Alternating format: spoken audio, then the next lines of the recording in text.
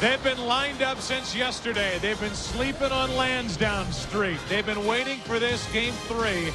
A lot of anticipation. Now the excitement picks up. It's a gorgeous Saturday afternoon, and it is a matchup in the ALCS. Not only between the New York Yankees and the Boston Red Sox, but between Pedro Martinez and Roger Clemens. And now welcome to the broadcast booth. You know, some are calling this the toughest sports ticket in Boston sports history. That could be debated. What isn't to be debated is the anticipation with this matchup between Roger Clemens and Pedro Martinez. And Tim, you and I were here back in '99 when they met in Game 3 of the ALCS, but it had a totally different feel than what we're experiencing here today. Well, the only thing that's the same today is Pedro and Roger at each other again in Game 3. But 4 years ago, the Yankees were up 2-0. They're tied at 1 apiece this year. This is Roger Clemens' last appearance at Fenway Park. But most importantly, the people in New England think that they've got the team to beat the Yankees this year. You consider there are 5 games left in this series, and theoretically the Red Sox could have Pedro go 2 more times in this series with what's happened the first 2 games. Brett Boone, you and I have had to be weathermen a little bit because you wake up, you wonder what kind of a day it's going to be. It's a sunny day, and those shadows will make it even more tough. It's the worst day for a hitter to wake up and see that sun out there with this 4 o'clock start. With Clemens and Martinez, it's tough enough. But they're going to have to deal with these shadows. And for the first 4 or 5 innings, let alone scoring a lot of runs, they're going to have trouble getting hits. But I think this Boston Red Sox team, they don't care what time they start, being that it's Fenway Park. Just line them up and let's go. They score over 6 runs a game on average here at Fenway Park. Won't be easy today against Roger Clemens. Pedro Martinez on the mound for the Red Sox. And it will be that. A showdown here at Fenway.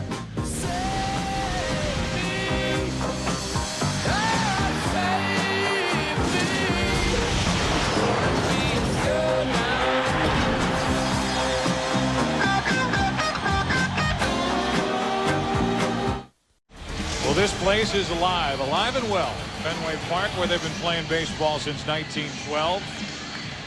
And Pedro Martinez will face this lineup for the Yankees. It's brought to you by State Farm. Leading it off will be Enrique Wilson, who is the one guy who has hit Pedro Martinez well in his career. In fact, 7 out of 8 this season. Then Derek Jeter, Giambi, the DH, Williams, Posada, Nick Johnson, with Matsui, Karim Garcia, and Alfonso Soriano, typically the leadoff hitter, batting in the number 9 spot. And on the mound is Pedro Martinez, a 3-time Cy Young Award winner. And he's 50-15 in this ballpark. Joe Torre says you don't go out to beat Martinez, you go out to match him and hope something happens favorably in the latter innings. The best way to approach him is to try to swing early in the count. The numbers overwhelmingly in favor of guys who do that. And speaking of numbers, Enrique Wilson does that.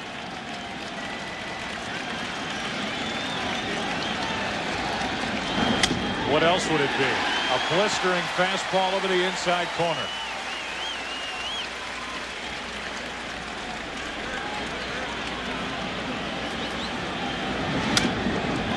Pedro Martinez gets to face his nemesis here at the start.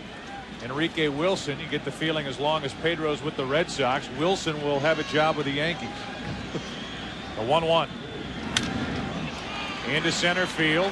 Fighting that sun is Damon. Back in the lineup. Wilson is gone.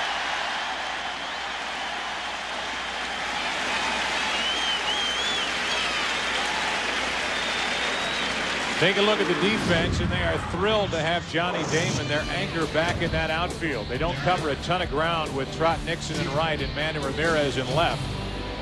You see the numbers, the Red Sox record with Damon and without. He committed only 1 error all year. Typical infield defense.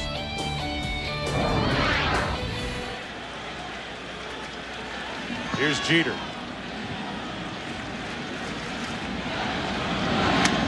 Strike 1.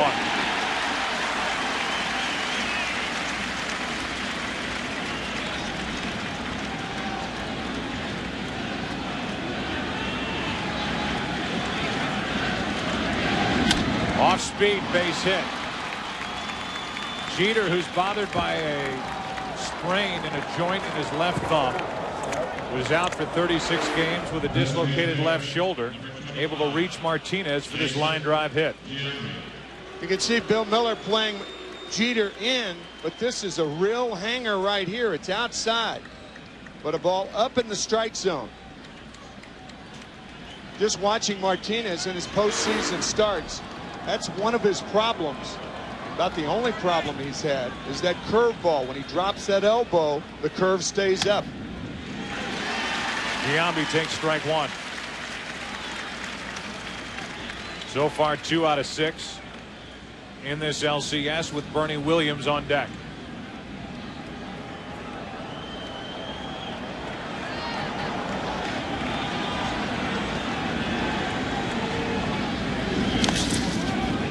Blocked by Veritek. So not only, Brett, are these hitters dealing with that shadow situation in the sunlight in center, but so is a catcher like Veritek, who smothered that last pitch from Pedro. Well, I think it's a lot easier to catch it than to hit it. I think if you ask Jason that, he'll agree with you. You know, this is a tough time. It's when the pitcher and the catcher or the hitter are both in the shadow. That's the toughest time. Right side into the shift. Walker gets the lead man, and that's it. Runner at first, Giambi, 2 out. It's just that bright background. That's what gives you the tough time. It's like going into a tunnel. That initial shock reaction, you just can't see. You can't pick up the spin. And the best chance, I think, when the shadows are like this, is to hit a fastball, because it's tough to see the off-speed pitch. You can see Nomar Garcia, because of the shift, he actually had to go to his right to touch second base and not to his left like he normally does. Timmy, we play the same shift on Jason. We play it on Palmero. I don't like it in a double play. It's too hard. You got too many guys doing different jobs that they're not used to doing, and it is a real tough play, especially to turn a double play. Bernie Williams now takes a strike. Bernie so far 8 out of 21 in the postseason, 4 RBIs, has yet to go deep.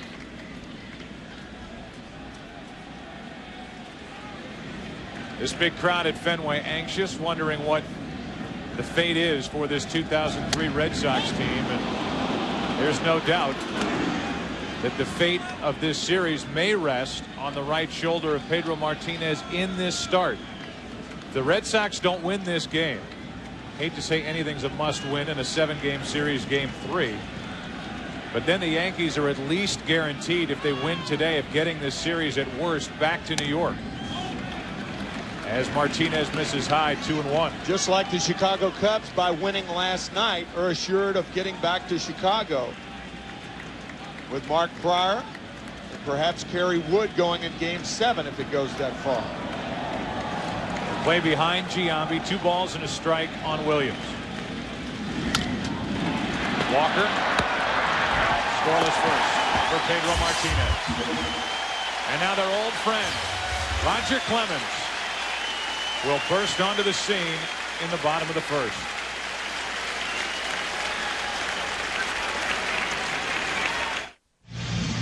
No pitcher has ever won more games here at Fenway Park than Roger Clemens. 101 in his career.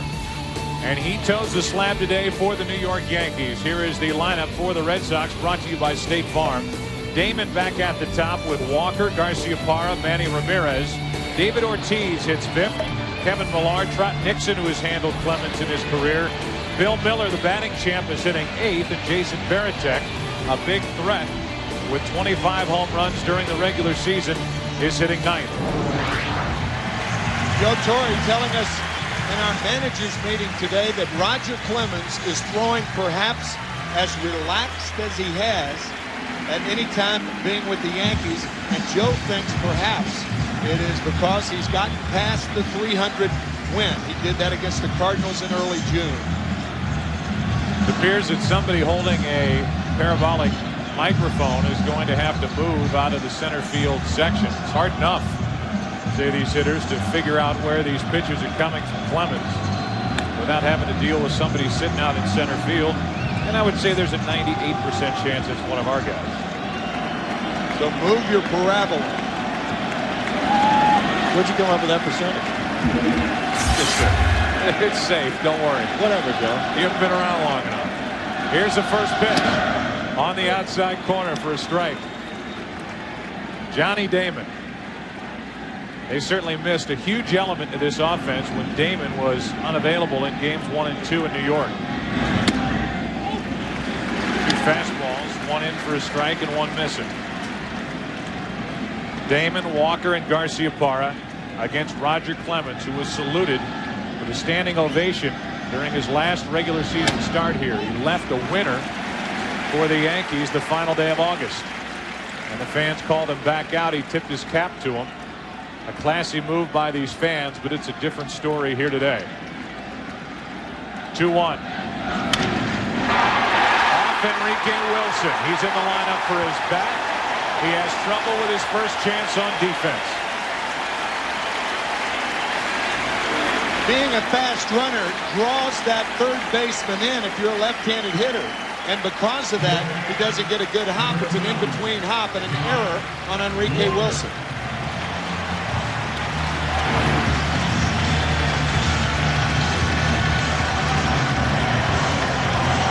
They've given that a base hit. I spoke too soon then. I don't know that you'll get any argument out of us. I'm not arguing. It's a base hit, and Walker steps in, and this crowd already chanting Clemens' first name.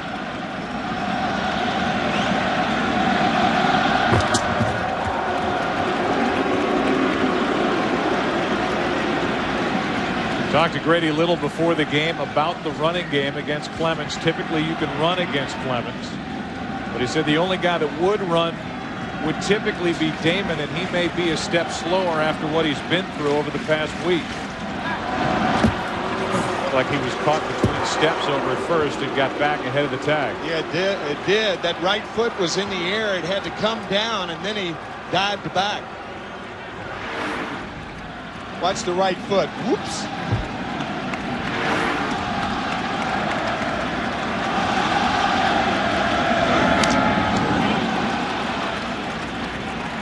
That's strike 1 on Walker. Todd Walker is a .393 lifetime hitter against Roger Clemens. There are 2 in this Boston lineup that have handled Clemens and handled him well. The other one is Trot Nixon, .371 average with 3 home runs against Clemens.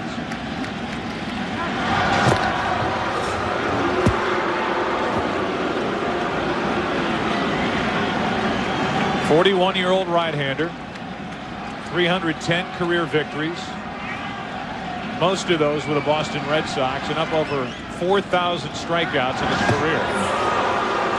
And he is really bothered by the presence of Damon, the only speed threat in this Red Sox team. Damon stole 30 during the regular season. Well, Roger wasn't at the managers meeting where we were when Grady Little said that nobody would run on the Red Sox.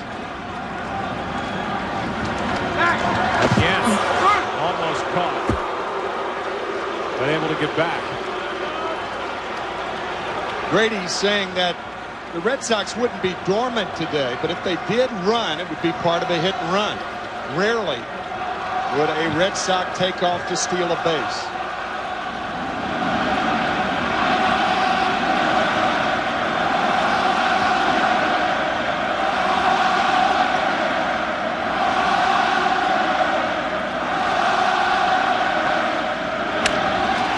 Left field, well hit, Matsui back, off the monster. Damon ends up at third. It's a double for Walker here in the first.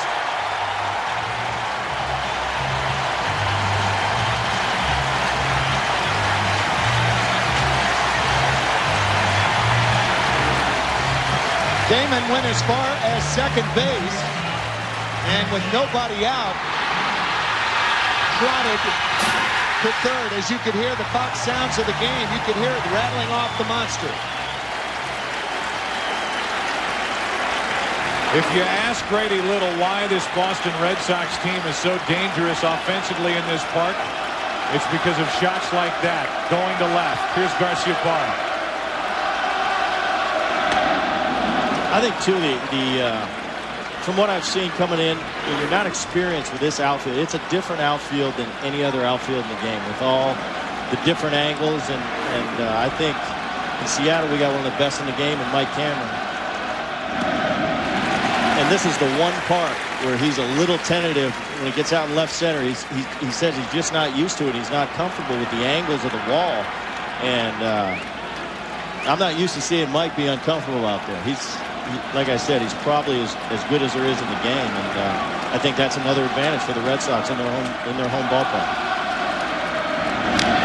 Garcia really struggling, and you can see feeling for it at the plate. He didn't hit much of anything in September. He has not driven in a run this postseason.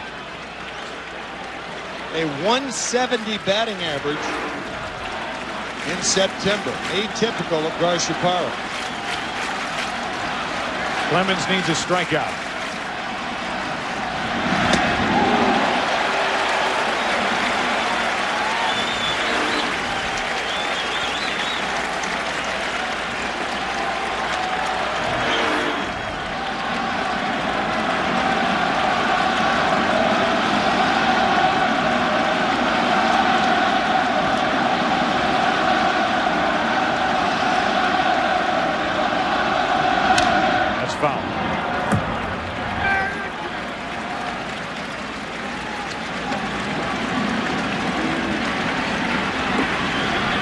Grady Little won with Wakefield, lost with Lowe. Joe Torre lost with Messina and won with Pettit. The series tied a game apiece. Joe Torre telling Enrique Wilson at third base, if the ball hits sharply, go home. Still 2-2.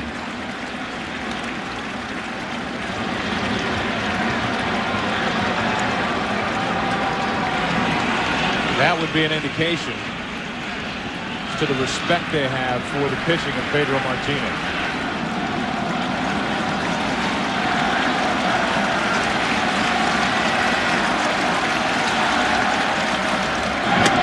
Got him on the inside corner, one away.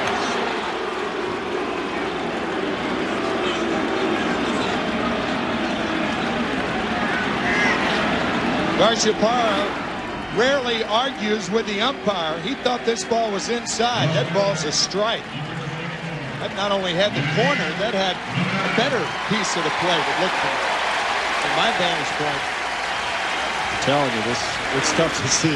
Yeah, it is tough to see. And sometimes, you know, I know as a hitter, sometimes I don't see. I argue and I disagree, and I look at it on the replay, and it's a lot closer than I thought. And it's not easy for the umpire either. Alfonso Marquez in the Mexican Baseball Hall of Fame, the umpire behind the plate this afternoon. Here's Manny Ramirez.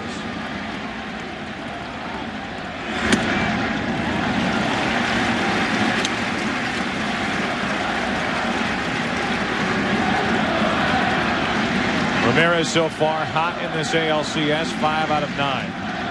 With a home run in game 1. Line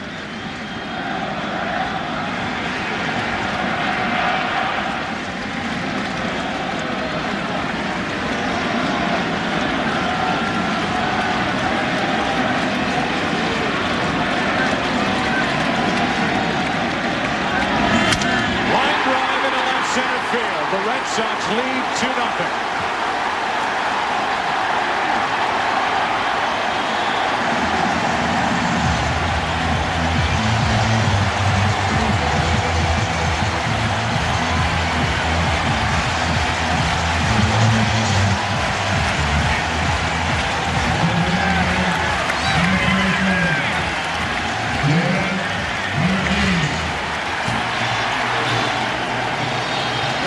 No strikes.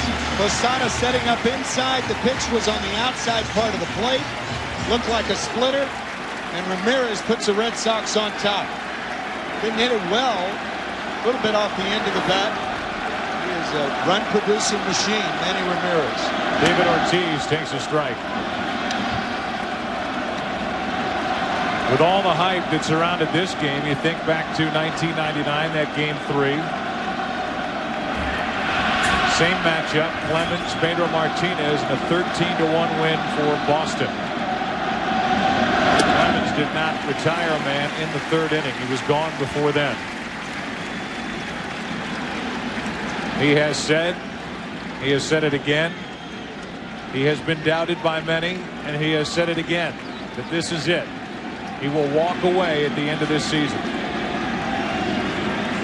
A 17-game winner in 2003. That's a strike. It's 1-2.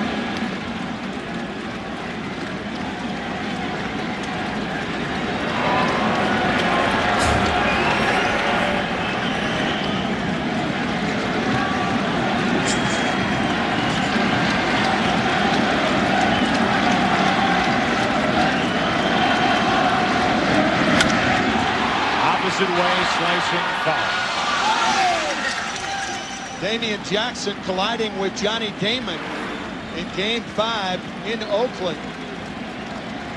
Johnny Damon scoring. And there is Damian Jackson right there. Of course, it is a hug fest among the Red Sox players. Huggability. Such a big difference from years gone by with this Boston team. 1-2 pitch. Ortiz is jammed and he pops it up. Backing out of play, still 1-2. Ortiz is a low ball hitter, and most low ball hitters can be jammed. The reason for that, low ball hitters do not have as fast a bats as high ball hitters. That's why you can get in tight, and that's where American League pitchers try to pitch Ortiz.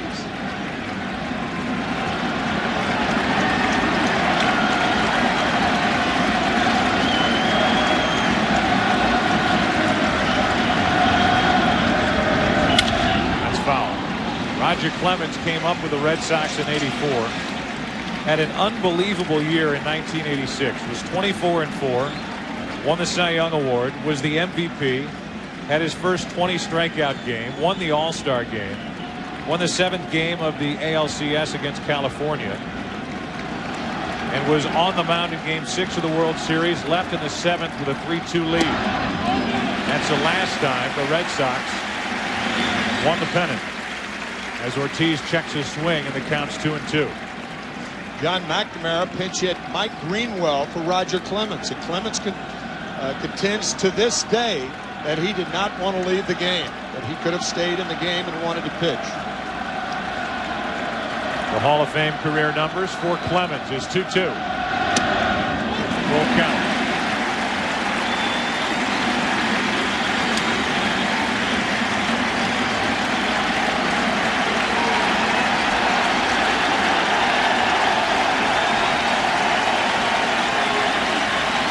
Look for Ramirez to run.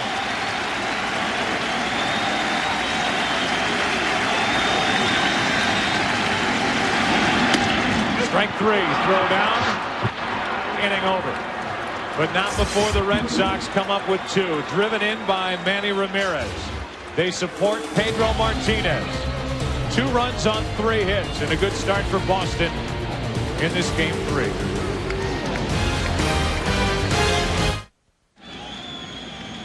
Jorge Posada first up for New York as they trail 2-0 here in the second. Posada, then Johnson, then Matsui. That was a wonderful play by Posada, because on a 3-2 count, the catcher has to stay back to make sure he catches it properly to get the strike. Also on the other end, Derek Jeter on the short hop to get Ramirez. Posada hits one in the air to left center field. Well hit. Back at the wall. This is off the Green Monster. Can't tell me he's having any trouble seeing the ball, as Damon caught it off the wall. It's a double anyway, but if you're looking for any lingering effects from the concussion, rest assured Damon's okay. Caught it on the fly off the wall. Johnny did not wait for it to bounce once. You don't see that too often. Coming off the wall and in the air making the play. Really highlight. Using his cesta. But it's a leadoff double. A good start to the second for the Yankees, and Nick Johnson digs in.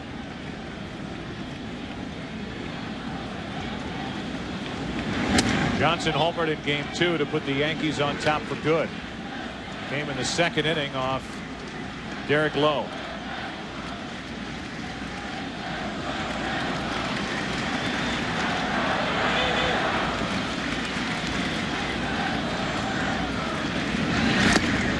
One ball, one strike. In August, Johnny Damon made this catch. So you know you're talking about somebody who knows how to play those angles that Brett Boone talked about, and certainly isn't afraid to go up on that wall. And he is in charge of a lot of territory in center, left center, and right center. The 1-1. A little high, 2 balls and a strike. See, that's another danger sign. That high curveball. He's thrown 3 curveballs so far. All have been high. One on which Jeter had the single to left field. That's a dangerous pitch so far.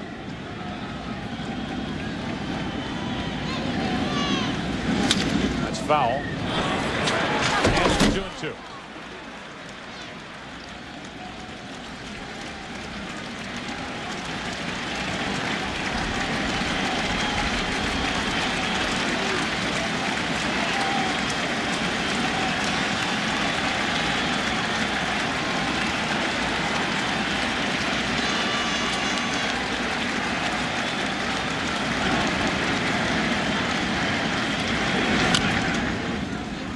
Pedro Martinez is 4-0 in his lifetime in postseason. A 2.13 ERA, and opponents are hitting only 178 against him in October. Posed by Roger Clemens, who is 7-6 in his career in the postseason, and I give you those stats for a reason. Question coming up, but right now a 2-2 pitch to Nick Johnson.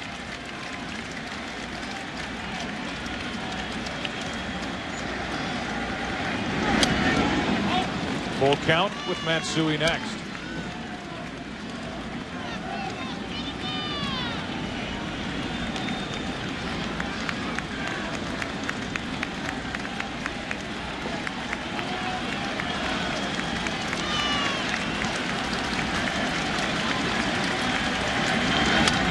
A squirter, and Pedro Martinez looks back at Posada and gets the out. Our Sprint Virtual Manager question: in their prime, which pitcher would you choose to start the quote-unquote big game? Roger Clemens or Pedro Martinez? To answer today's question, you can log on to foxsports.com, type in the keyword MLB on Fox, or you can get out your PCS Vision phone from Sprint and go ahead and type it in, and I will ask our 2 experts.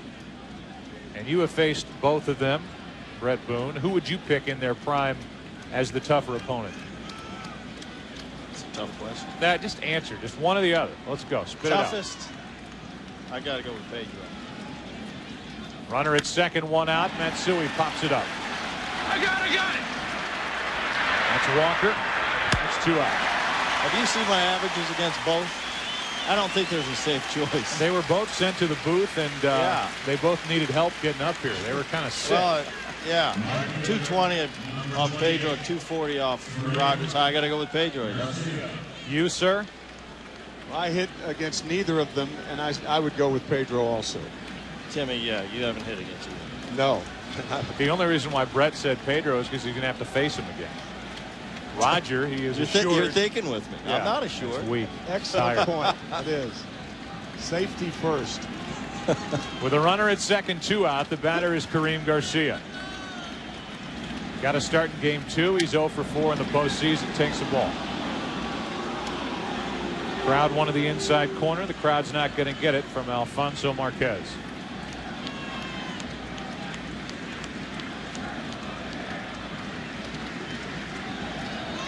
Martinez trying to pitch around a leadoff double, and he is 2/3 of the way there. There's a fly ball into right for a hit. Here comes Posada, juggled by Nixon, and the throw is too late. It's 2-1 as Kareem Garcia cuts the Red Sox lead in half.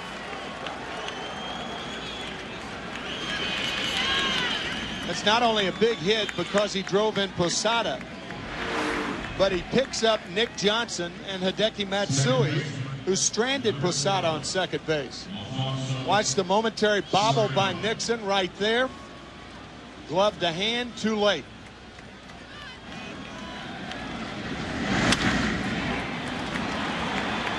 Usually with 2 outs, you get a better jump from second base. You don't have to worry about the line drive at anybody. So Posada scores. It's 2-1, and here is Soriano. Way out in front. Strike one. First time Alfonso Soriano has hit ninth since April 15th of 2002. 38 home runs. It's a tough league.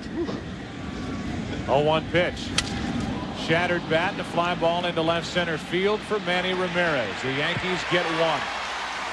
A leadoff double not wasted. Posada got it. Garcia brought him home. We go to the bottom of the second. The Red Sox will have Millar to start it. They lead the Yankees 2-1.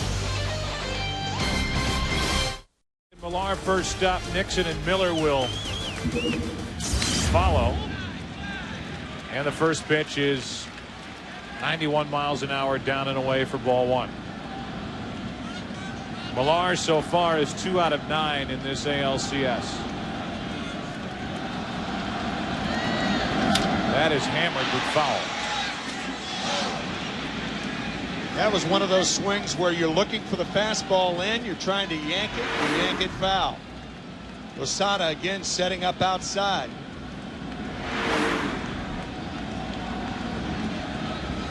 A 1-1 on the outside part, strike two. Millar is more or less the cheerleader along with David Ortiz that's helped bring this Boston Red Sox team together.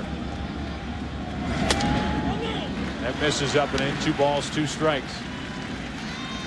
Brought a different attitude around here. And his quote was, "We just have a bunch of idiots in here that can't wait to go out and play ball." 2-2 pitch. And strikeout number 3 for Roger Clemens here. Of the 4 outs he's picked up. Looked like a high slider for Clemens right around the letters. We talked about it the other night. That pitch a little too high. The best view of today's game is from the Hood Light Ship.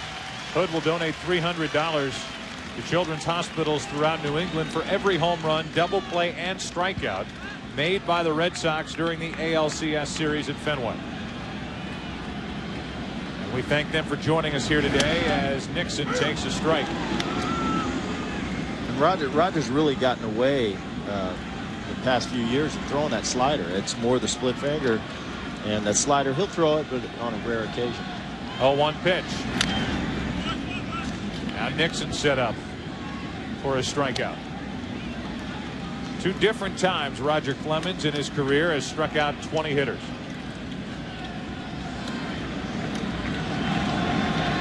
He did it 10 years apart, 86 and 96. Seattle and Detroit. That was Seattle before you were there. 0-2. Low ball 86 1. with Seattle? Yeah. Yeah. I was in high school, Timmy. So much leg drive. Powerful. When he gets ahead of left-handers, usually he will resort to the splitter to get them out. Looks like Alfonso Marquez has something in his eye.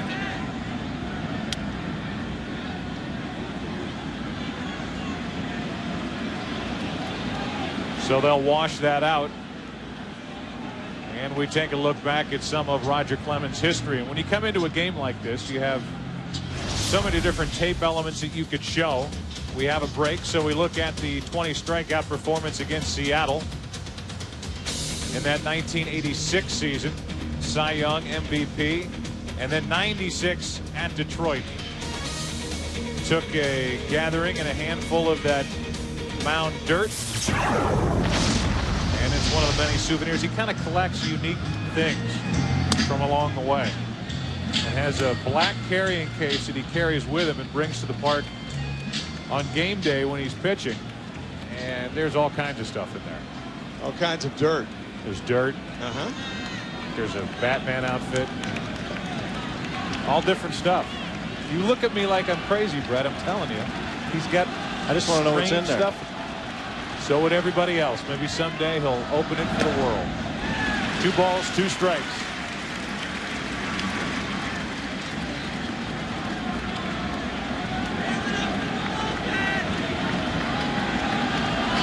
Trot Nixon trying to avoid becoming the 4th strikeout victim for Clemens. He does, but he becomes the 2nd out here in the 2nd. And with 2 out, nobody on, Bill Miller will step to the plate.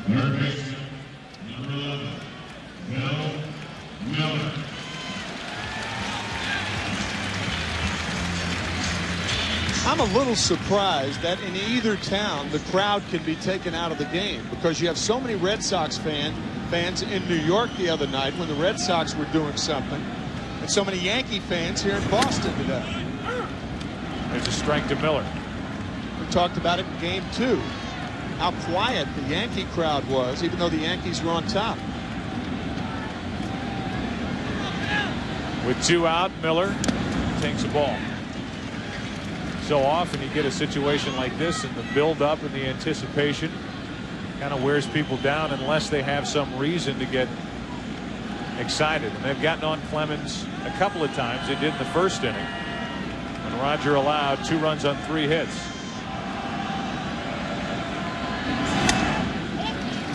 Two balls and a strike.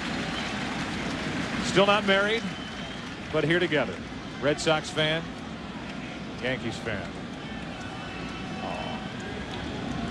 This makes you feel good about everything, doesn't it? You just can't use that caption, "Evil Empire against the Red Sox Nation."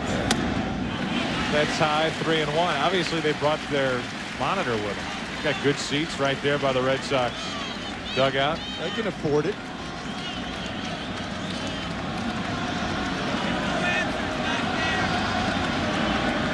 See, honey, that's us.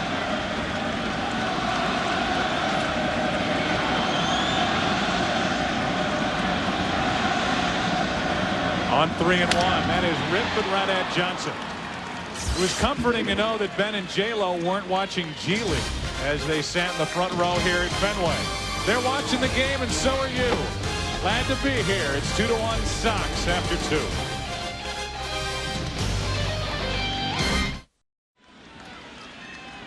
This series will continue tomorrow night. Cubs and the Marlins tomorrow afternoon, and that is hit deep and gone. This game is tied out onto Lansdowne Street, over the monster, over the new seats, and Derek Jeter has tied this game at 2. We talked about that curveball and how Martinez was getting under it. He was hurt in the first game he pitched in the playoffs, and in the 2nd game, and when he wasn't hurt, he was lucky to get away with that pitch. There are some times where catchers have to can a certain pitch because of the prior history, prior recent history, and if I were Jason Varitek, I wouldn't throw that pitch again with Martinez. Just work with a fastball. There it is again. It's flat, as Derek Jeter just proves, tying up the game. One ball, one strike on Giambi. Pedro is so innovative on the mound that he can use several different types of fastballs, several different types of changeups. He really doesn't need that curveball. Changeup misses. It's 2-1. Well, this hanging breaking ball just inviting Jeter to hit it hard, and he accommodates.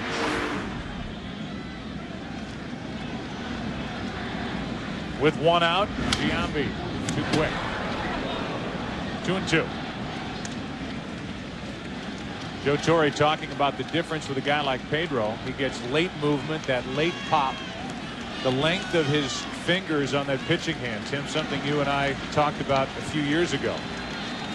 Joe says that it's almost like the ball stays in his hand that much longer, like that pitch. That was a tight breaking ball. Pedro Martinez only 5'8½", but his hands they're so long. You'd think he was 6'6". Very long fingers. And he goes to the breaking ball to tie up Giambi. That is still a dangerous pitch for Martinez, however. Here's Bernie Williams.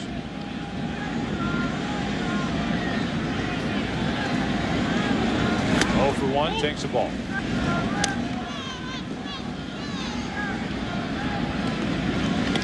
Yankees have had hits in every inning.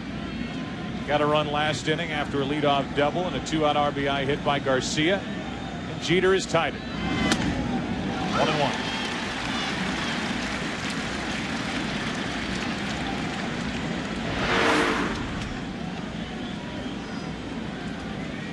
Another curveball after the home run. Martinez has thrown a bevy of curveballs. Well, he's changed speeds with it too. I mean, he's throwing that one at 69 miles an hour. Now he's throwing one up, mid-70s, which gives you a little bit different look as a hitter.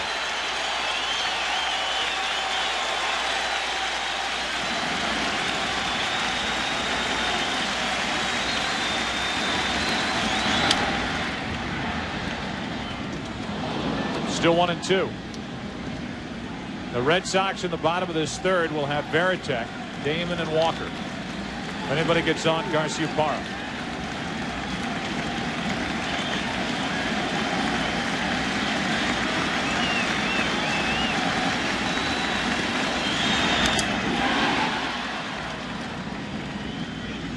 .75-mile-an-hour delivery and another foul tip by Bernie Williams. Well, if we talked a lot about the shadows and the sunlight and all that, it appears that that situation and that problem for these hitters is over.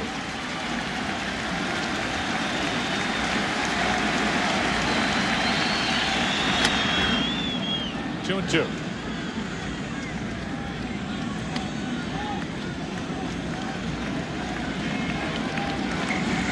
Pedro Martinez, the starter and winner on Monday night in that Game 5 out in Oakland. Getting the ball here in Game 3. And striking out the side here in the third, but not before damage is done. Derek Jeter. He knows what to do in October baseball. Hits a hanger on the Lansdowne Street, and it's 2-2 in Boston.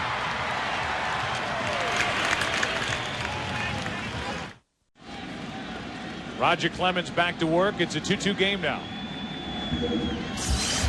Yankees 4 hits to the Red Sox 3. Home run by Jeter tied it. Here's Veritek. Jason has 3 home runs in this postseason. 6 out of 18. 2 out of 4 in Game 2. 1 ball, 1 strike. Damon will follow, and then Todd Walker.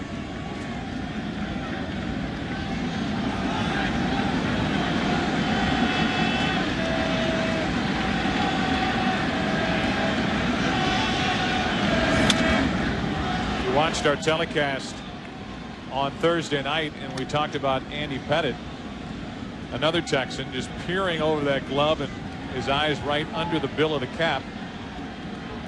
He's picked that up from Roger Clemens, as well as his conditioning program. Clemens has really rubbed off on Pettitte the right way. As Veritek steps out for a moment. I don't know this for a fact, but I would imagine Roger Clemens would be advising Andy Pettitte on his contract negotiations, just from a friendly standpoint. Andy, on the last year of his contract, where does he sign? Price is going up this postseason. I was saying, we were both saying the other day that neither of us could understand how the Yankees could not sign Andy Pettitte with Clemens retiring. Great numbers and 2 big Game 2 victories so far in the postseason for the Yankees. 3-2 pitch is flying into left center field. Bernie Williams. 1 out. Chris Myers is joining us here at Fenway Park. Chris. Joe, you and Tim were talking about Johnny Damon before, how Grady Little said he probably wouldn't run much given the comeback from his concussion. He was signing autographs just before the game, and he told me that he wouldn't hesitate. He said all the doctors said was take a couple of Tylenol before the game, a couple of Tylenol during the game, and monitor the situation. He said he's more worried about Roger Clemens giving him a headache than anything left over from the concussion. Joe? Chris, thanks. A grade 2 concussion that was suffered on Monday night. He was able to take batting practice on Thursday, and here he is back in the lineup. He has singled and scored already today. 1 ball, 1 strike.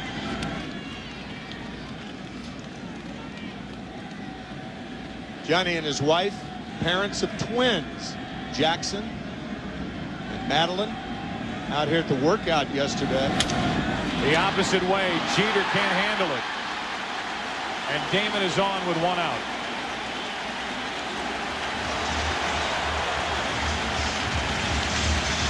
Damon has hit 2 balls to the left side of the infield. 1 to Enrique Wilson. He was given a hit on that.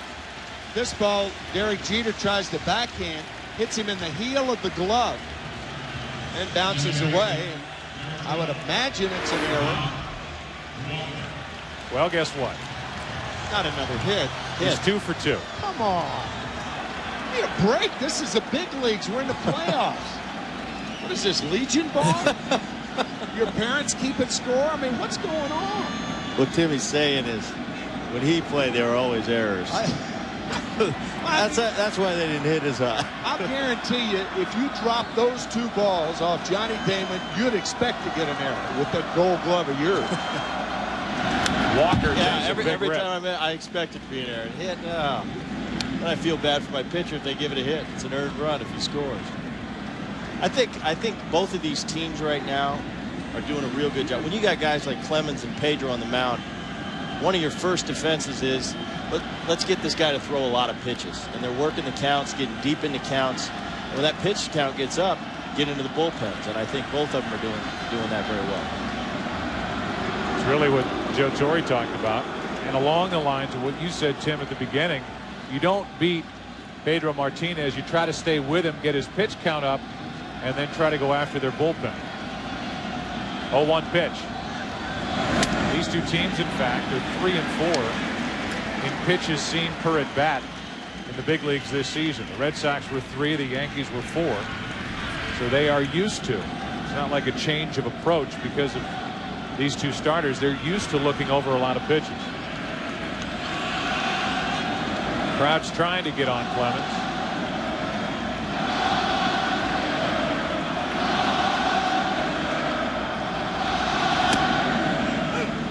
You got to wear him down. You got to wear him down. That's the best way to get to him. And when you got guys like this, the horses, that's one way you do it. That's how you're successful. Coming up next, Game 4 of that National League Championship Series, with the Cubs up 2 games to 1. What a game last night. And it's Clement and Dontrell Willis tonight. Walker doubled off the Green Monster, at least off the scoreboard portion of it. His first time up and scored a run. Manny Ramirez driving home 2 with a base hit in the first. Into center field for Bernie Williams. 2 out. And Garcia coming up.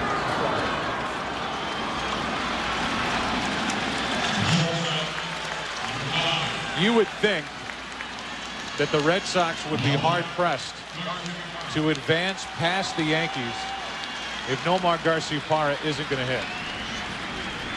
Get on in front of Manny Ramirez, drive in runs.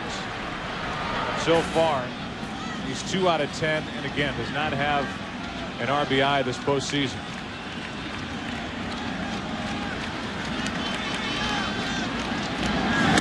Ball 1. Well, I think the reason Boston's here is because this season all the weight wasn't on Nomar's shoulders and Manny's shoulders. There's a lot of guys in that lineup that picked up the slack when these guys weren't swinging well. So it takes a lot of pressure off you when you're in the middle of the lineup when you got guys that can handle it.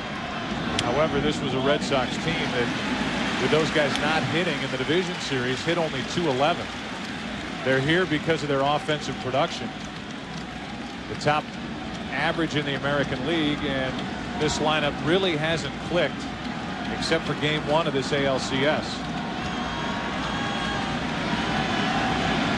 2-0 pitch, 1 on, 2 out. That's ripped, but foul. Well, that's nice though, because you know these guys are going to get it going eventually, and to be where they are and not swinging the bats well is a good place to be. I think you look at their lineup, and we were talking about Soriano hitting 9th with 38 home runs, and you look at this lineup, you got the batting champ hitting 8, so you can't be going too wrong when the batting champ's that far down in the lineup. Garcia struck out looking his first time up, looking for a pitch to rip against Clemens.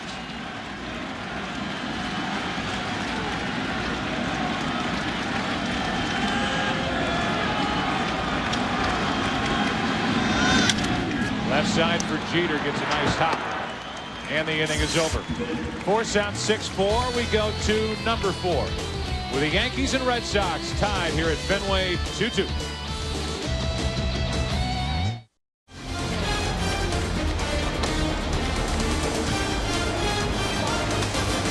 The scoreboard on the green monster. Right in front of it, Manny Ramirez watching a breaking ball roll up to the plate, and Jorge Posada takes it for ball 1. Posada, Johnson, and Matsui.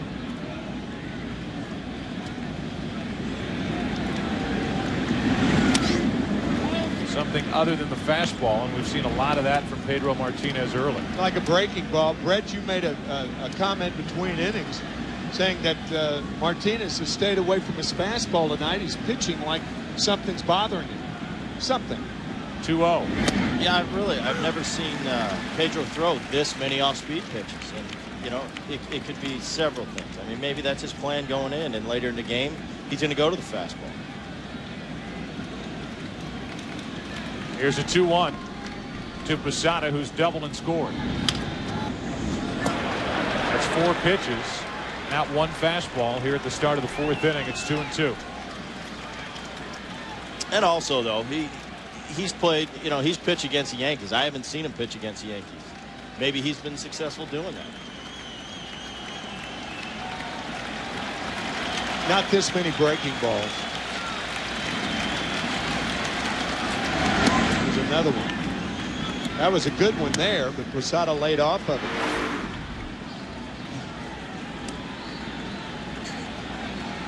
So now it's 3-2. Nick Johnson will follow, and then that's all right. Matsui is due up 3rd in the inning. That's 6 pitches in the at bat and not 1 fastball to Jorge Posada. 5 breaking balls and a straight changeup. That is not Pedro Martinez.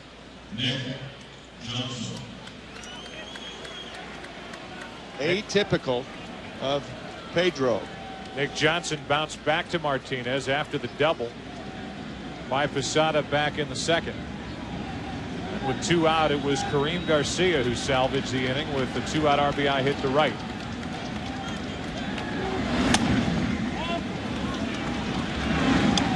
One ball, no strikes. 82 miles per hour on that pitch for Martinez.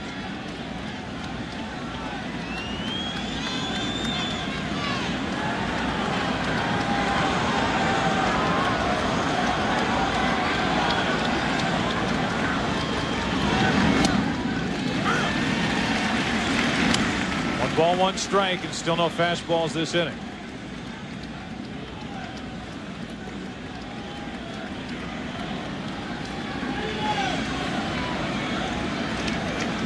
The walk to Posada was the first walk of the afternoon for either pitcher.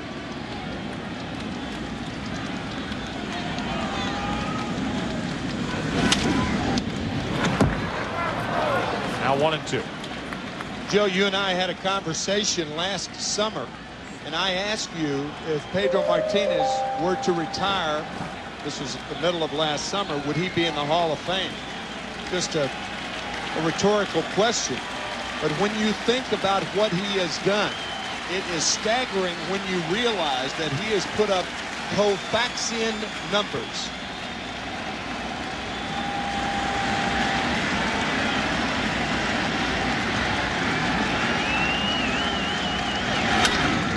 Opposite field, pretty well hit. Ramirez is over his head. Posada will dig for third. The throw into second. It's a long single for Nick Johnson. First and third, nobody out. Good hitting by Johnson. That was a fastball. The first fastball to the two hitters.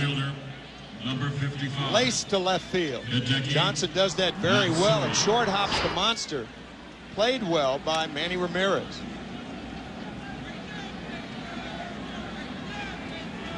It's in super slow-mo. An idea of how tough that is on the elbow when he releases that ball. You see that with a lot of pitchers. Don't realize the violence that they come through that pitching zone with. Matsui with a great RBI chance. First and third, nobody out.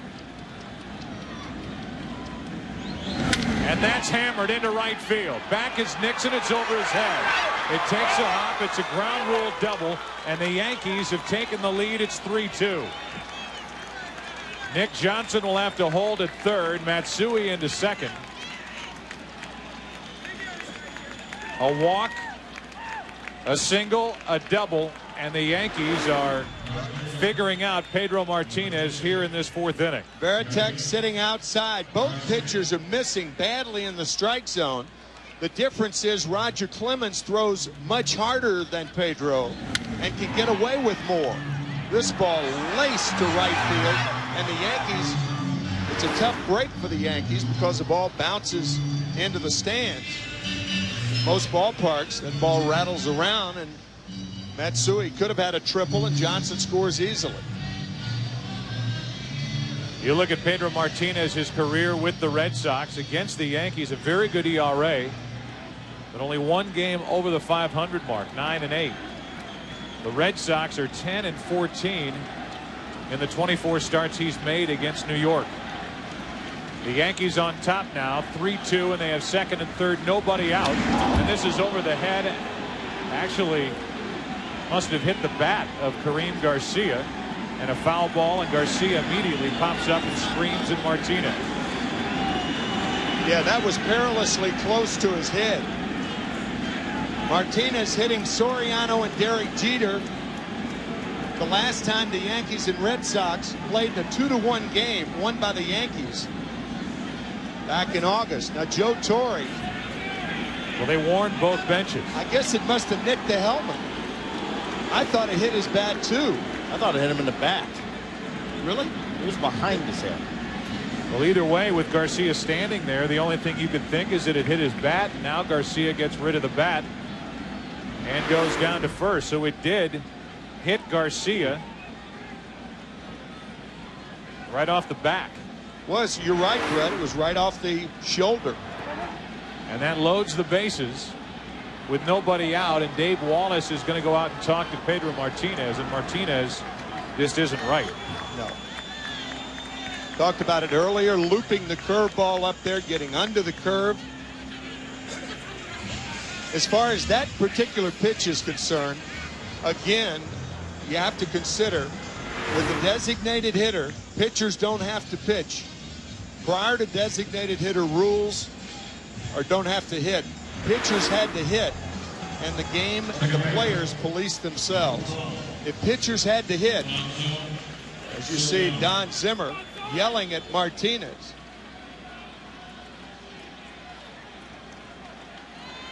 If pitchers had to hit, there wouldn't be as much of that. That's that safety zone with the designated hitter. You don't have to worry about it. Now Soriano with the bases loaded takes a fastball for a strike. Lead runner is Johnson. Matsui with the RBI double. Forced down to second when Garcia was hit by the pitch. Double play ball. They got them both. The run scores. It's 4-2. 6-4-3, and now Garcia gets up in the face of Todd Walker.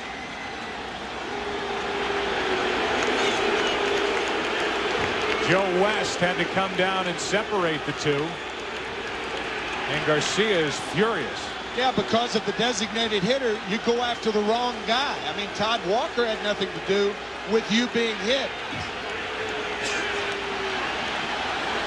Martinez now pointing. That's the wrong thing to do. That's inciting right there. And now the umpires are going to have to take over. And it's Clemens now who's in the middle of it for New York. Clemens has to be pushed back toward the dugout. That's him, 22. Tim McClellan, who is the crew chief, wanted to make sure that this didn't get ugly, and he came charging over toward Clemens to make sure that he stayed near the dugout, because that could have become a mess. The Red Sox dugout is empty. The Yankees was about half empty, and Joe Torre is pleading his case, saying, look, my guy got hit in the back. You came out, you warned both sides, and now Clemens is going to go back out there and pitch, and theoretically could have the inside part off the plate taken away from him, because anything that's deemed being thrown at a hitter, he could be ejected, and that's what Joe Torre is upset about. You've stripped Clemens of the ability to pitch hitters inside, and that is simply not right, because if Pedro Martinez can do it, Clemens can do it, or should be able to.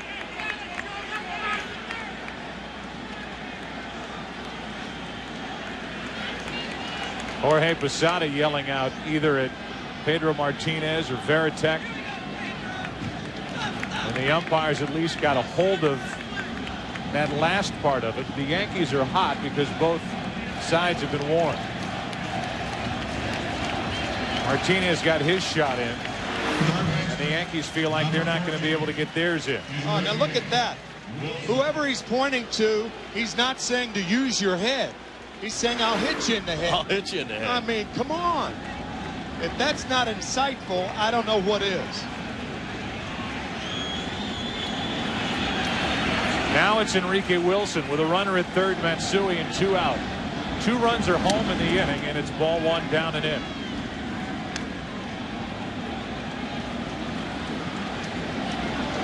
Only when Martinez got upset in this inning has he gone to the fastball.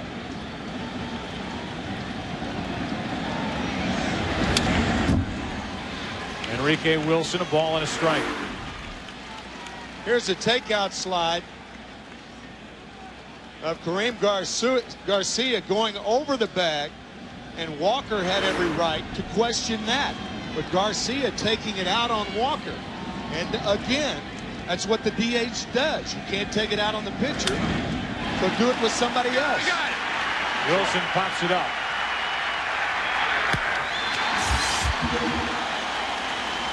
And Pedro Martinez is through a rough 4th inning. He hits a batter, gives up 2 runs. A double in there for Matsui. And the Yankees behind Clemens now lead by 2.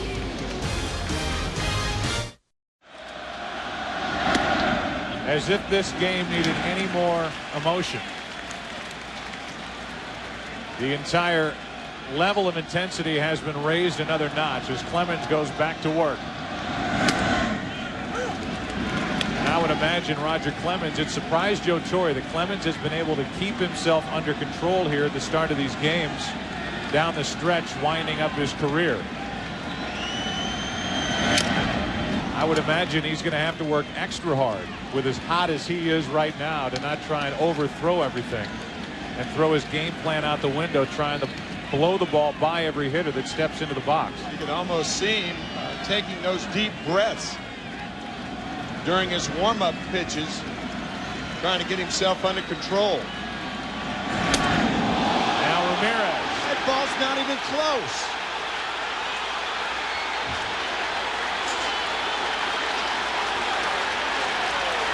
You talk about looking for a reason. Absolutely. Oh my goodness. Don Zimmer and Pedro Martinez. Oh, that's awful.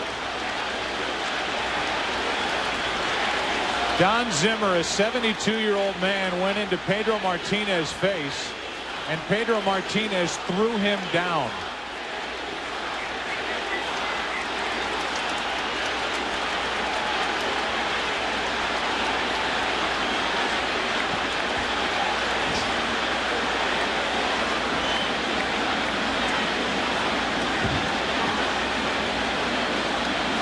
And now, with word of what's happened with Zimmer, the players almost separate from each other and all walk over and check on his well-being. And it was Pedro Martinez who threw him down. And it was Pedro Martinez that Zimmer tried to find when Ramirez started to stomp after Roger Clemens. Zimmer, a former manager of the Red Sox, has been through a knee replacement, and it is great to see him up and at least able to walk back toward the Yankee dugout. Actually, both knees have been replaced. Oh. And it's Clemens with his arm around him. Point is, the pitch to Manny Ramirez wasn't even close the way I saw it. The pitch to Garcia was behind him. We're trying to be as fair as we can up here, but it's very difficult to be fair in this situation. Martinez has incited so much so far. That's terrible. Awful. That was absolutely awful. You have got to be kidding me. You mean to tell me you don't know that Don Zimmer is coming? I mean, Don Zimmer? Well, he came and swung at Pedro Martinez, it looked like. I'd like to see that replay again, just to see the beginning of it.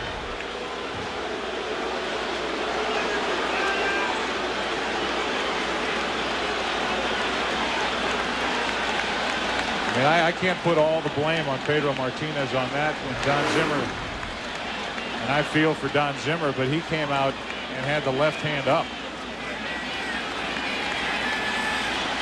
I mean, there's just so many things going on right now. You got Roger on the mound. He knows it's postseason. He knows how important this game is and that he stays in the game.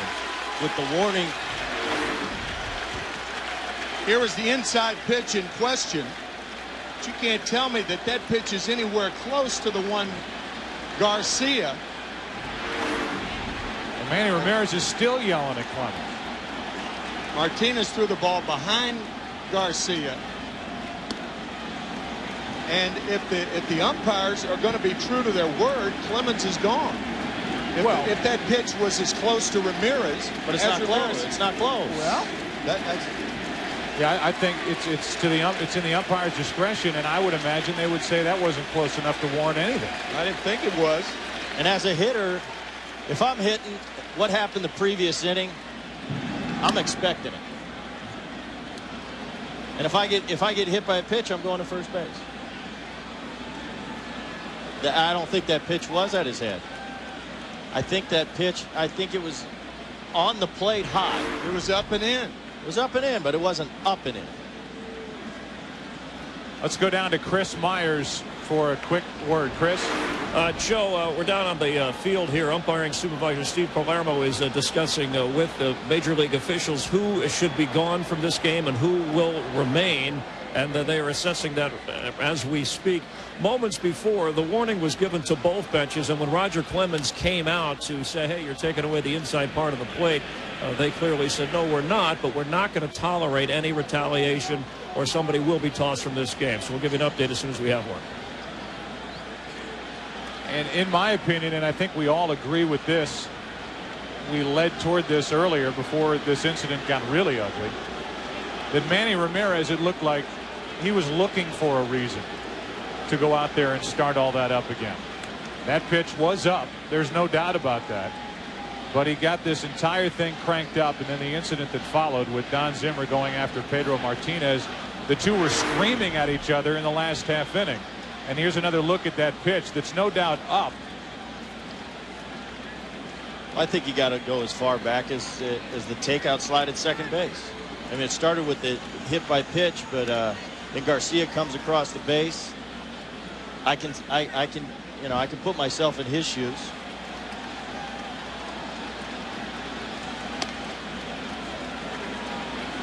Clemens' reaction after the pitch to Manny Ramirez.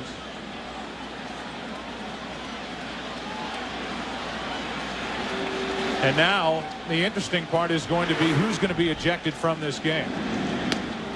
I mean, you could have an entire list. And the umpires have gotten together, and they will meet with Joe Torre and Grady Little and try to figure out who stays and who goes. And here's Roger Clemens checking on Don Zimmer after that mix-up he had with Pedro Martinez. This is before the inning started. Now remember, Roger Clemens and the Yankees were upset because both benches were warned after Karim Garcia was grazed, but grazed on the back and up high by Pedro Martinez. Talking to Tim McClellan about the inside pitch, you can bet, and about the warning situation, where now if in the umpire's discretion, and that's really an important phrase, Brett. I mean, it is not to be taken that any pitch that's inside from here on means that the pitcher is gone. It still rests with the umpire, and I would imagine that wouldn't qualify at all as a pitch that would eject Roger Clemens from this game. My opinion, it's not even close enough to eject him. Let's go back to Karim Garcia getting grazed the back of the left shoulder, and it's not so much getting hit, but where that pitch is, ducking to get his head out of the way with a base open. And then this part,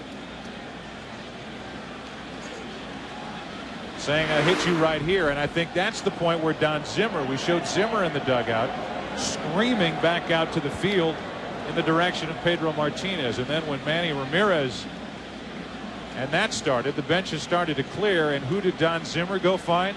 Pedro Martinez.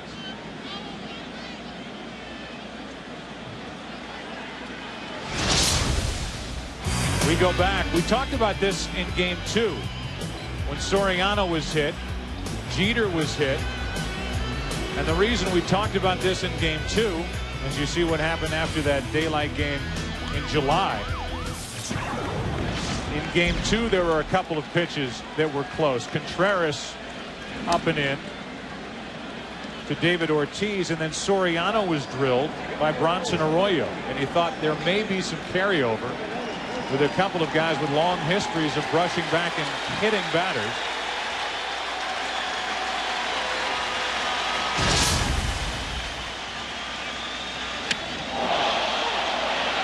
Roger Clemens is a guy who is known for throwing inside, hitting batters. Just so you know, Clemens has hit 141 batters during the regular season, 6 in the postseason. Pedro Martinez has hit 99.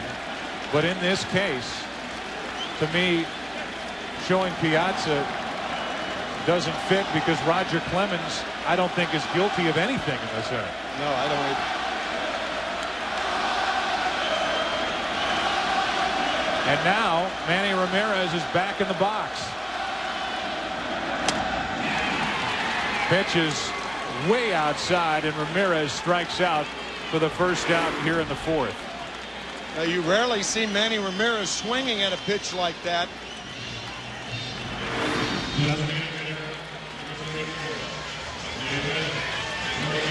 It was a 13-minute delay, and Clemens got Ramirez with one pitch. Here's David Ortiz.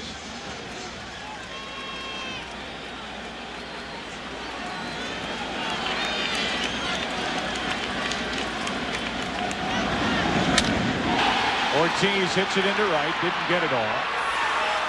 And Garcia puts it away, 2 out.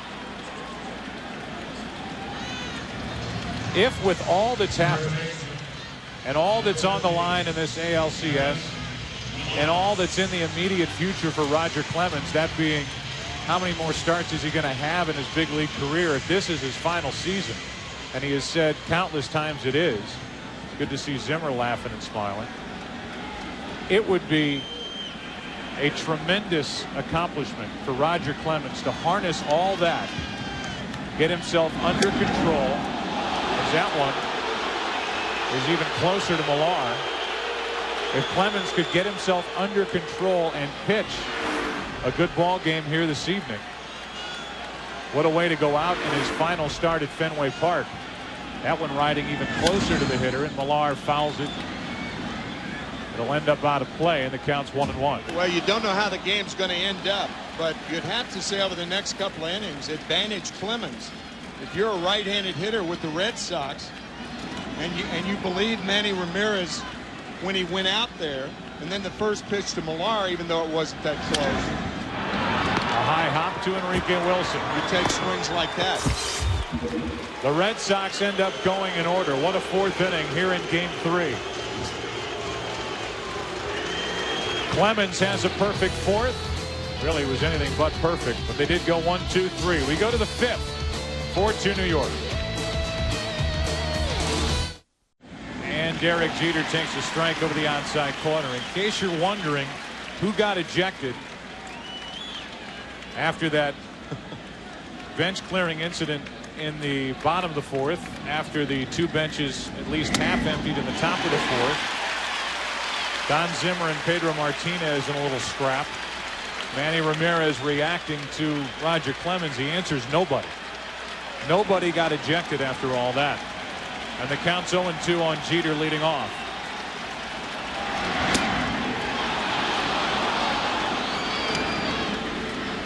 Jeter, then Giambi, then Williams.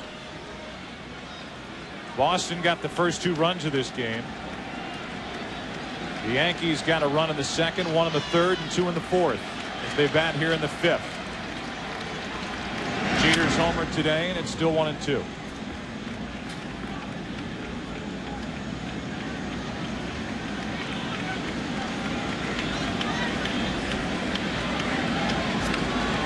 Thinking about this series, if this series goes 7 games or 6 games and Pedro Martinez has to pitch, I wonder if they might not play it at a neutral site.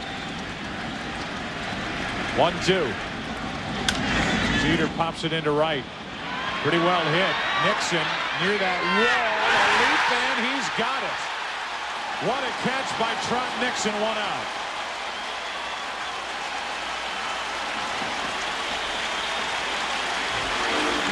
I think he just robbed Derek Jeter of a home run. If not over the wall, it probably would have hit the top of the wall. Another look. What a play by Trot Nixon. Keep in mind that ball was tailing. I think that's a home run. Hit by a right-hander, Derek Jeter, tailing. Giambi pops it into left, and Manny Ramirez hauls in out number 2. Let's check in again with Chris Myers. All right, Joe, you had mentioned that there have not been any players tossed as of this moment. John McHale, executive vice president of administration, saying that once there is a warning given, it's still the umpire's discretion. He doesn't automatically have to toss somebody once an instance takes place or an incident. And if it continues, they still don't have to toss anybody. They're trying to use, in their words, good judgment, be cautious, control the situation, but not cost the game its best players. And in case people are wondering, George Steinbrenner, who I'm sure would have a lot to say about this, is back in Tampa watching this one on television. With 2 out, Chris, thanks. 2 out, nobody on. Here's Bernie Williams. Ball 1 down and in. Anybody who knows Don Zimmer knows that even at the age of 72, he's not over there just sitting there whispering things to Joe Torre. He is into these games, and he gets fired up. We saw an example of it, probably a poor example of it, but it's no different than if he was running around with Johnny Padres back in 1957. He was a tough player. He got upset at Pedro Martinez, and I would imagine with that gesture that we saw, with him pointing to his head during the top of the 4th inning, and he went after Pedro Martinez. And in Pedro's defense, he saw Zimmer coming at him, reacted to Zimmer coming at him, and pushed him down. I think that's fair. I didn't originally see Zimmer take a shot at him with the left arm. 3-0 to Williams. 3-1. Back in that 4th inning.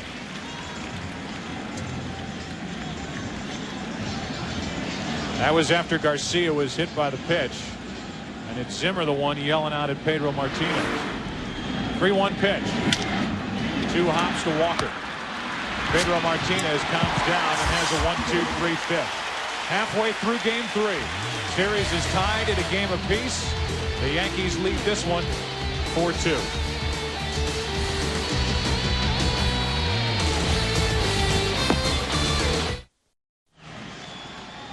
Setting all of the more or less disturbing extracurricular activity off to the side for a moment. Here are the Red Sox dealing with a composed and effective Roger Clemens in a situation where they start their best in Pedro Martinez.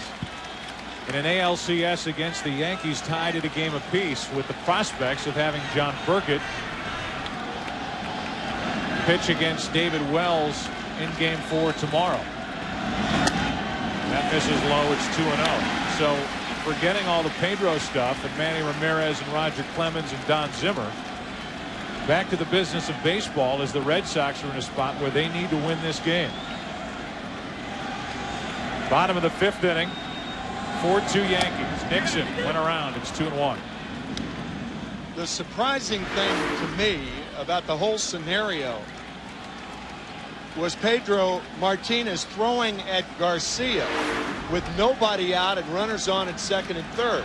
If he misses Garcia, it's a wild pitch. 1 run scores and another runner goes to 3rd. It's a lot different than throwing at him if nobody's on base, or if there are 2 outs and a man on 1st, something like that. But with runners on at 2nd and 3rd, nobody out, Red Sox still down by 1 at the time, and still throwing that pitch to Garcia is perhaps the most surprising thing to me in that whole scenario. Well, I think with everything that's gone on, and you can't really know what these guys are going through emotionally with how big this game is, but you still have got to put it aside and win in a very important game. Crowd gets on Clemens. 2-2 pitch. Going to be a tough play for Soriano. Underhands for the out. 1 away. I guess this would be a good time to look at our WebMD health report for the Red Sox. Ramiro Mendoza has not been active, out with a bum knee, and Byung-Hun Kim out with a sore shoulder. On the other side, the good word for the Yankees and anybody concerned is that Pedro is fine after getting involved with Zimmer, and so is Don Zimmer after getting thrown to the ground by the Red Sox starter. First pitch is strike to Bill Miller.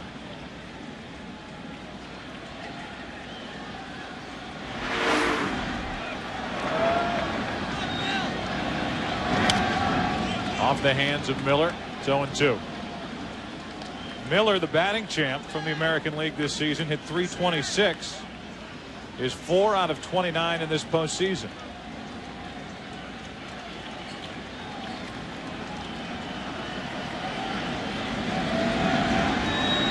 .0-2 from Clemens. Checked his swing. He didn't go. Ball 1. Clemens has struck out 4, walked none, and has allowed only 1 hit since the first.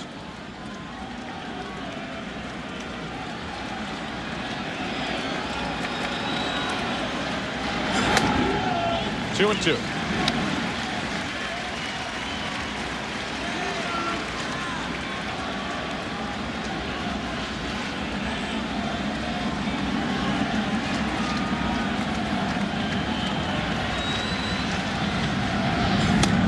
Blown right by Miller's bat. 2 out. Strikeout number 5 for Clemens. The best view of today's game is from Hood Lightship. Hood supports children's hospitals throughout New England through a partnership with the Boston Red Sox. Good view of that field, which has been busy here at Fenway Park tonight. Game 3. Game 4 tomorrow night. Here's Veritek with 2 out. Ball 1. Let's say we go to an extreme and say, who are we to say that Pedro Martinez threw the ball intentionally to try to hit Garcia? Could that have just been a ball that got away? I don't think so. He didn't show that type of wildness. He walked one, he walked Jorge Posada. But to throw a ball that close behind a hitter, you almost have to be doing it intentionally. 2-1 now on Veritek. Here's the pitch to Garcia again. Pedro Martinez has nowhere near that type of wildness in his arsenal, unless he intentionally is trying to hit somebody or throw it behind him. And as you can tell there, that was in a dangerous situation and position. 2 balls, 2 strikes on Veritek. I can't disagree with you, Timmy. I got to go with you. I know we disagree a lot. As disturbing as that, though, was what he then motioned to the Yankee dugout. Right. Right. You use the word incite. When you point to the opposition's dugout and point to the temple of your head and say what he said toward the Yankees dugout, what do you expect to happen?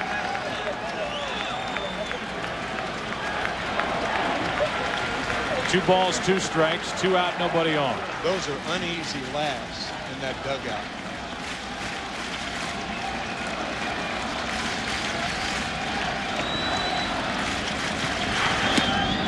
Roger Clemens is rolling. He has struck out 6. He is through 5. He hasn't allowed any runs since the first. Into the 6th inning. Yankees lead game 3, 4-2.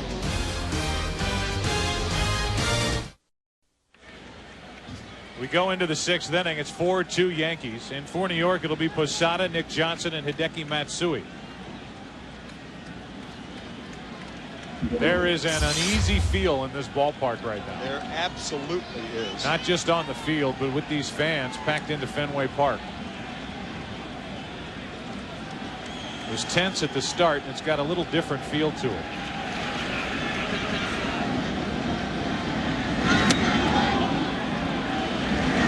Now that grazes Posada. Jorge Posada able to get out of the way, but it came awfully close up and in. These two yelling at each other during that 4th inning. On the inside corner, a ball and a strike.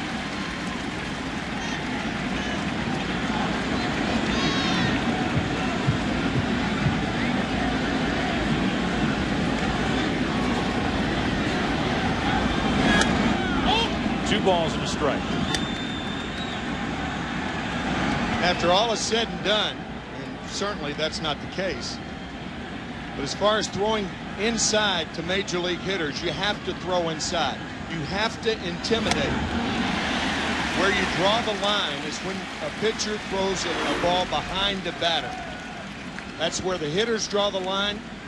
That's where the pitchers draw the line. It's 2-2 on Posada. Full count.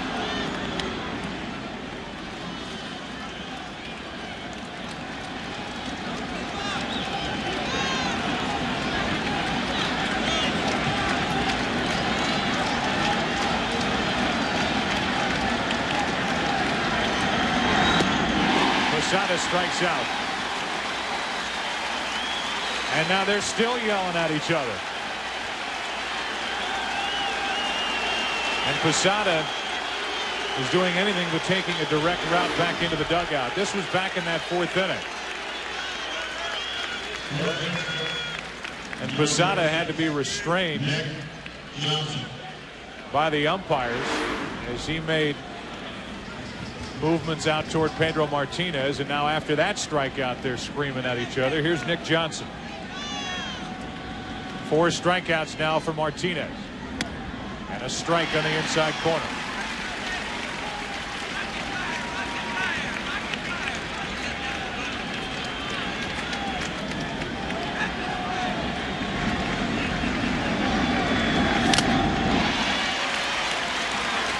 No balls, 2 strikes.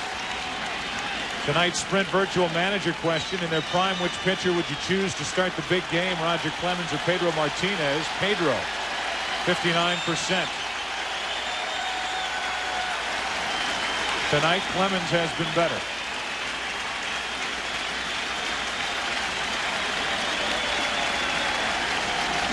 The 0-2.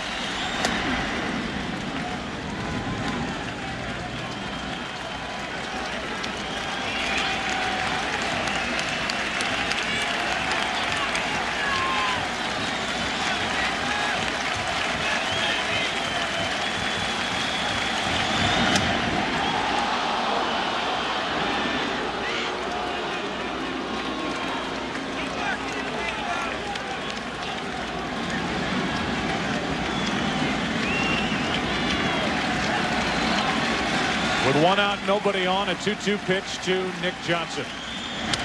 That's foul. You almost get the feeling here at Fenway Park that people are waiting for something else to happen. Yeah, there's something. Sometimes it's hard to read crowds and exactly what they're thinking about collectively.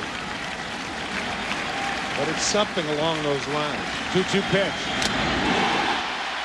We're happy to see Pedro corral his stuff and strike out his 5th. 2 out here in the 6th.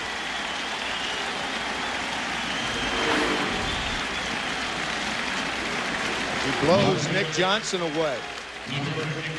I think the crowd collectively is similar to the way the crowd was when Roger Clemens threw the bat, the broken bat of Mike Piazza toward him. It was the same year. You saw the knockdown pitch on July 8th of 2000. Second game of the World Series. Roger Clemens throwing a bat about 5 feet, 3 to 5 feet in front of Piazza. And it was a stunned Yankee Stadium crowd then. And I think we're experiencing a quasi-stunned Boston crowd now. The 0-1 pitch, Matsui takes ball 1.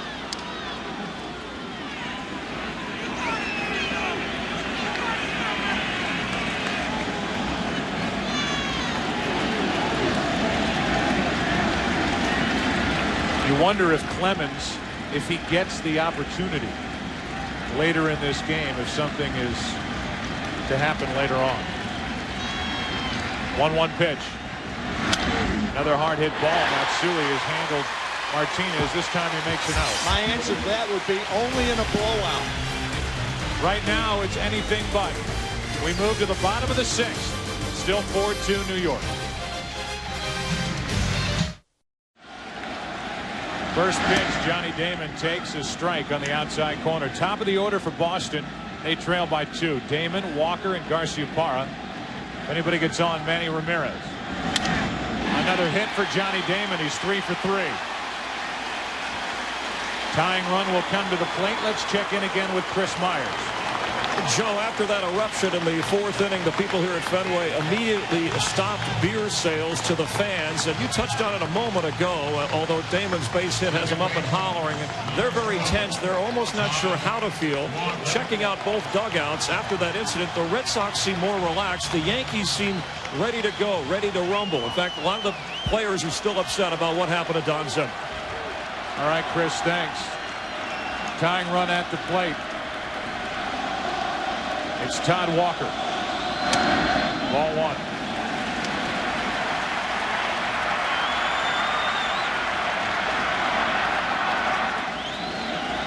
Garcia on deck.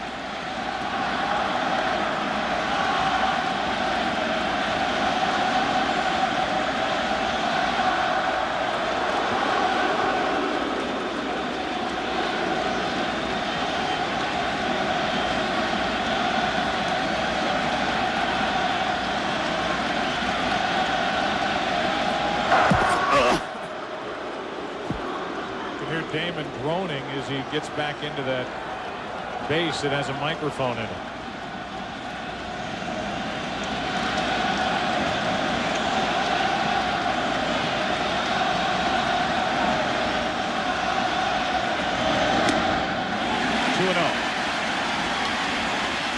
Todd Walker, with only 13 home runs during the regular season, has 4 home runs in 6+ games in the postseason. When asked about it at the press conference, he said, "I don't know why I'm doing it."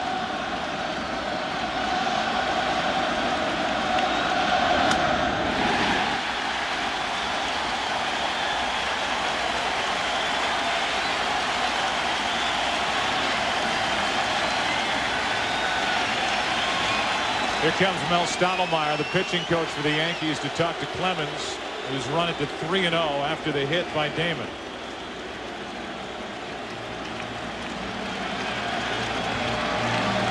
Funny, you hear often when major league hitters are going well, they refuse to talk about how they're doing it because often they don't know. But if they're going poorly, they can point out every single detail about why they're going poorly.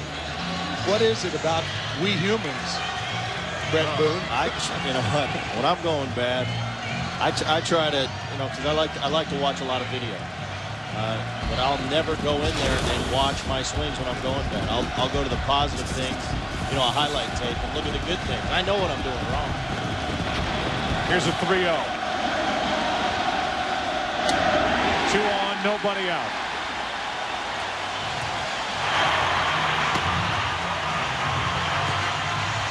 There's your crowd. First walk by Clemens. Tying runs are on, and Garcia Parra, no RBIs in the postseason, is up. The last time you and I did a regular season game was late July, and Garcia Parra tried to bunt with runners on at first and second. The Boston Press the next day said, how in the world can this happen? Well, first and second, nobody out. And a strike from Clemens.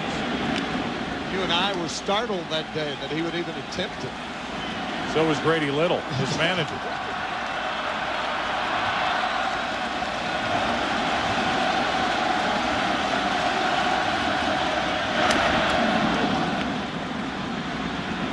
No balls, 2 strikes.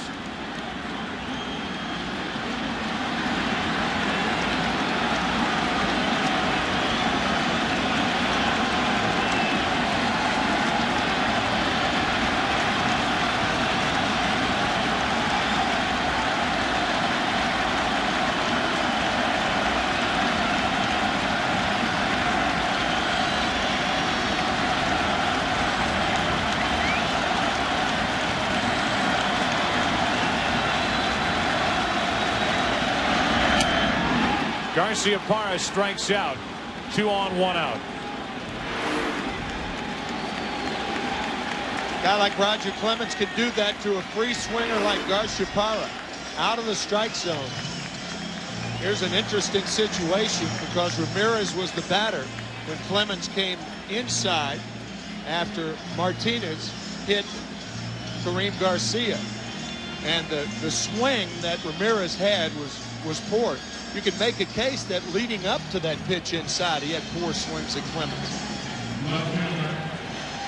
What you said, Joe, almost going up to the plate, looking for it.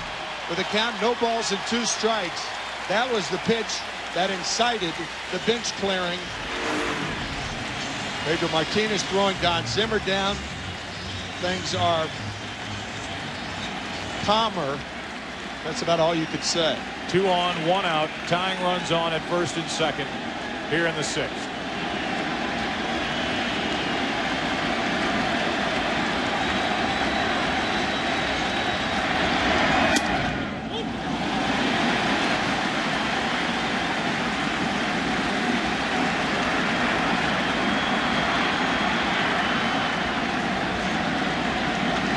You wonder about the inside part of the plate and off the inside part of the plate with Clemens dealing with Manny Ramirez. Struck him out away in that last at bat, started this one away.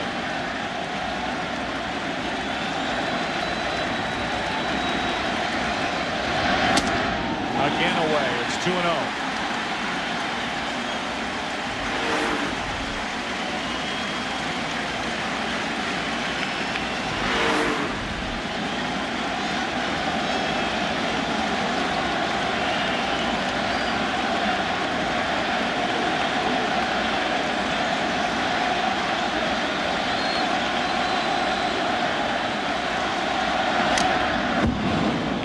Rip by Ramirez.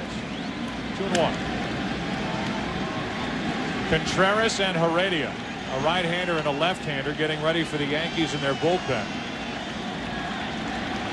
Clemens, who will retire at the end of the year, he says, on this mound for the final time.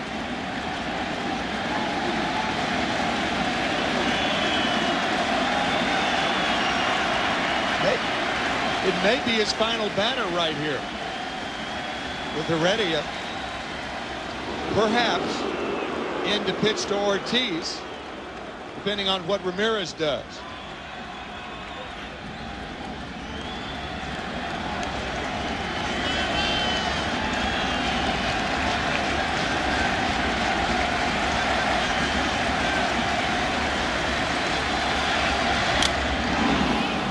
Ramirez chased it, and it's 2-2.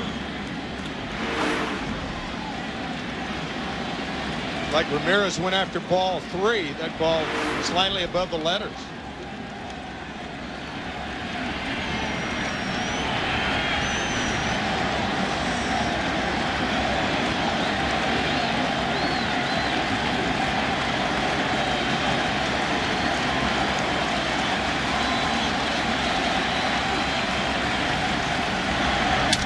Shattered bat might be 2.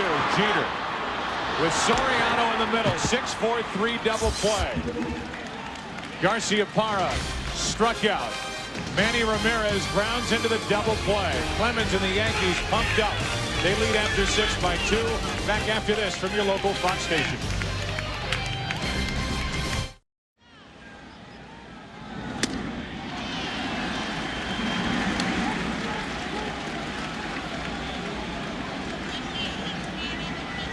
Pedro Martinez gets a swinging strike on Kareem Garcia, a big part of this game. Grounds to Millar, gets a nice hop coming up. And with Pedro Martinez in the neighborhood and Garcia going right by him. 1 out in the top of the 7th. You go back to the double play hit into by Ramirez.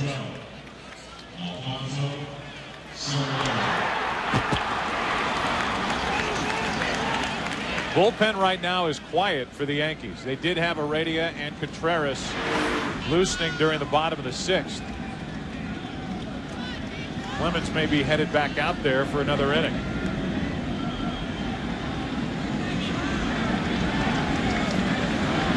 Soriano out in front of it, strike 1. It seems to me that the one thing that Joe Torre wants to get away from is taking Roger Clemens out during an inning. I think that's why Heredia is now back up and throwing.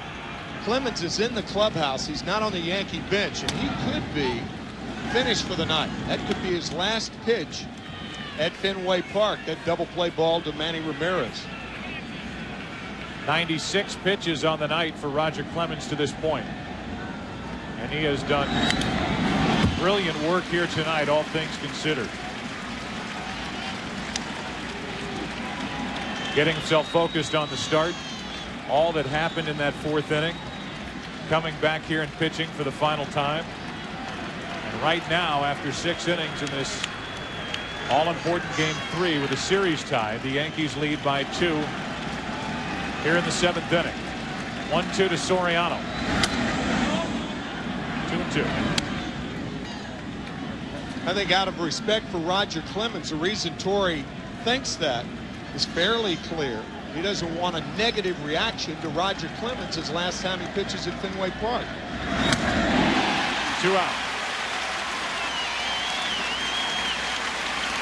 That may be, but if the Yankees go to the bullpen and it's Felix Heredia on the mound in the 7th inning, you're bringing him in to deal with the left-handed bat of David Ortiz. Then you've got Millar. Then you've got another lefty, Nixon, coming up. You're talking about bringing in a guy that you picked up very late in the season, a guy who's bounced around, a guy who's been good for Joe Torre. But it would be an awful lot to put on Heredia if he's out there for any extended period of time. Ball 1 misses to Enrique Wilson. Point well taken, but your backup there is Conteras, who's pitched very well. And after Conteras, Mariano Rivera, who could go 2 innings. So we're deep enough into the game to where you have a safety valve for Heredia. And he is perhaps the best safety valve in baseball. Here's a 2-0 pitch. Enrique Wilson takes a strike. The 4th inning, when the Yankees took the lead, a leadoff walk to Posada, a base hit by Nick Johnson, an RBI ground rule double by Matsui. This is to third. Miller with a leap. Good play. Inning is over. A double play hit into by Soriano in that 4th inning. The Yankees took a 2-run lead. They still lead by 2 as it's time to stretch in Boston.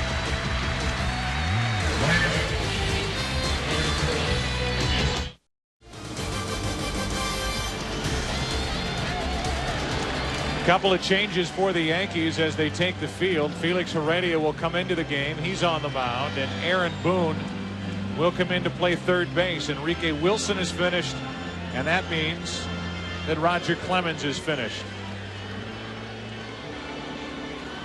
We go back to the end of August when Roger Clemens left on the winning side.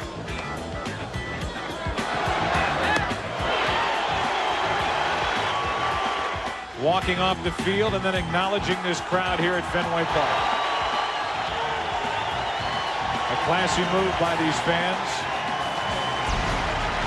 When you talk to Joe Torre about it, he'll tell you it was genuine because, in his words, he didn't walk off the mound as a losing pitcher that day. He walked off with the lead, and it was a nice gesture. Now here tonight, we've had a little bit of everything, but the bottom line is Roger Clemens has outpitched Pedro Martinez to this point, and Clemens has put his Yankees team in a position to win this game and go up 2-1 in this ALCS. If this is his final game at Fenway Park and he says he will retire at the end of the season, here's the last pitch he'll ever throw at Fenway Park, and the last time he'll leave this field.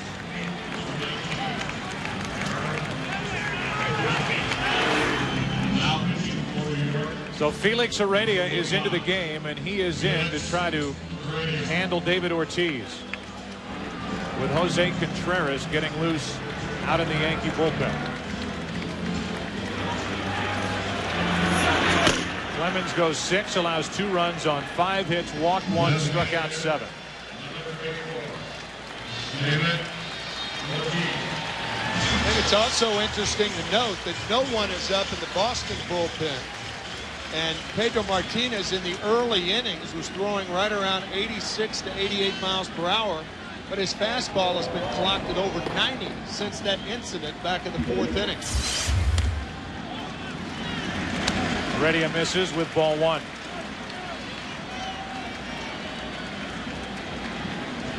Felix Heredia was picked up off waivers from Cincinnati at the end of August. Jams Ortiz, who fouls it off his foot. It's 1-1. With the Yankees, he got into 12 games, an ERA of 1.20.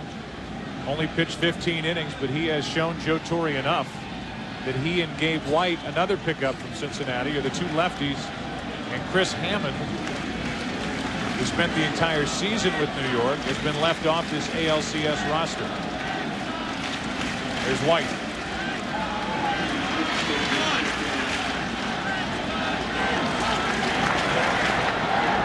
David Ortiz was hit on his left foot in Thursday night's game, hit by the pitch. Now he gets one off his right foot. Here's a 1-1. Comes up and catches him in the right leg. 1-2.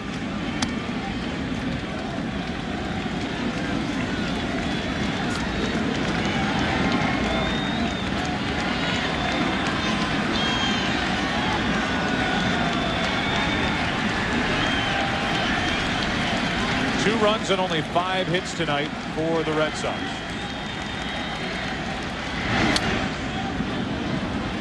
Hung in there and got a pretty good rip.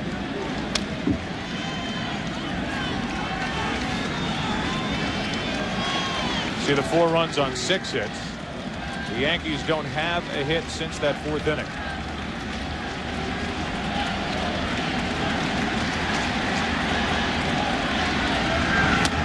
Pedro's been perfect since hitting Garcia, with 2 on, a run home, and nobody out in the 4th. One of the key pitches for Martinez so far tonight, that double play ball by Soriano. With the bases loaded, nobody out. The Yankees up by 2. Full count.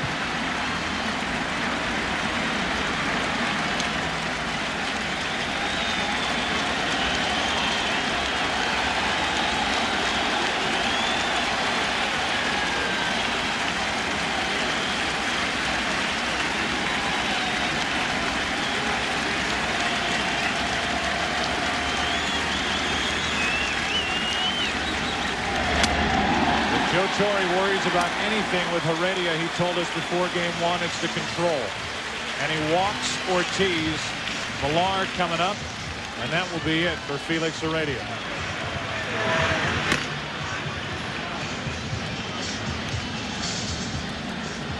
Jose Contreras is coming into this game as Torrey will take the ball from Heredia. Millard coming up.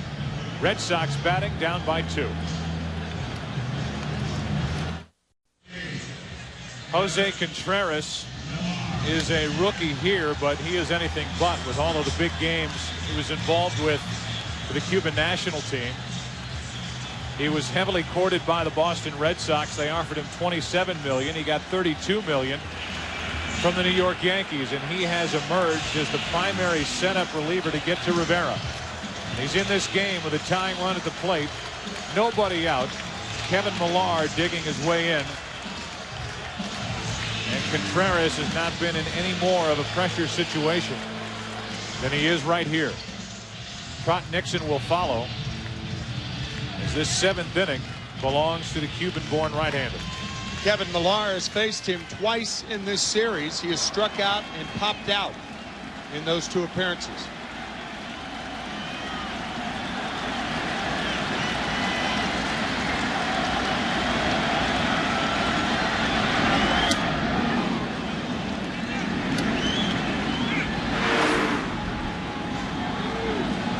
I initially thought that was a splitter, but it was a slider. And a high one in a dangerous position.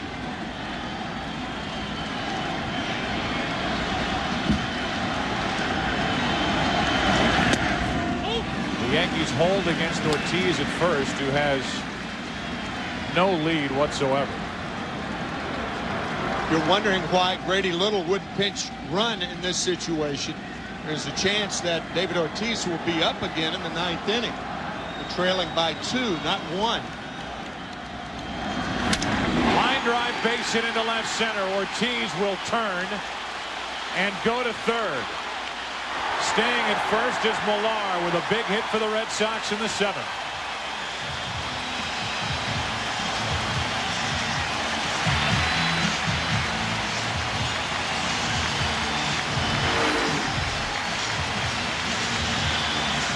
Ball on the back part of the plate, and Bernie Williams makes a very nice play here, getting to the ball in time to hold Millard at first base. Good base running by David Ortiz.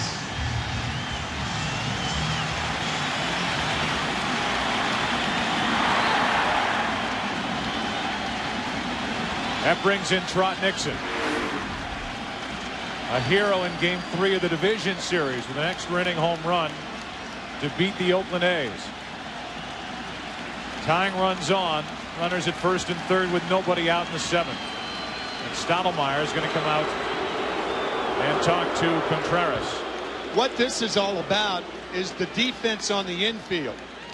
To tell Contreras and to make sure he knows what to do with the ball on a ball hit back to him. If he has to come in for a ball, there could be a play at the plate. Slow runner at third. You can see Stottlemyre talking to Posada. He's talking to Contreras. And the captain of the Yankees, Jeter, shaking his head yes as Aaron Boone and Nick Johnson go over what they're going to do. I mean, I think right here you're going to give up the run without a doubt. And you're going to go for the double play. But it is to guard against that slow roller, that chopper. Because Ortiz is going to be going on contact, without a doubt. He knows they're going for the double play. Here is Nixon. And here is that home run in the division series game 3.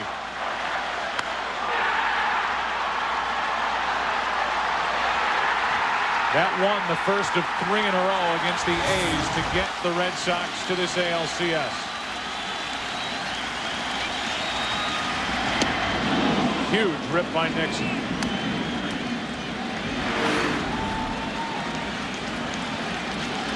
Good fastball, good location.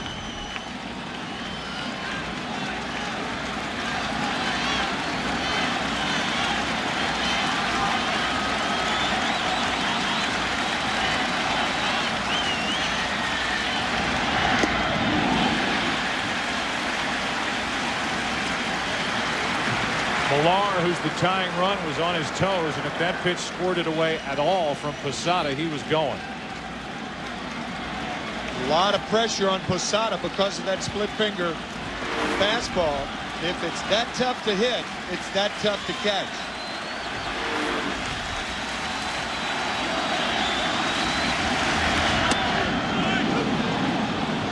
Strike two.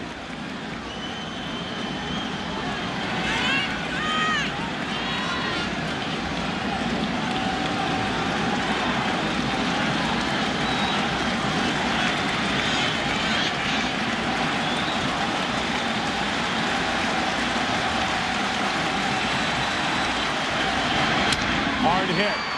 Soriano to Jeter. On to first, double play. A run scores. It's 4-3. So a run is home, but the Yankees get what they want. The double play, and the bases are empty with Miller coming up. I would imagine what this ensures is that Mariano Rivera will be the pitcher in the 8th inning if the Yankees can get out of this inning with the lead.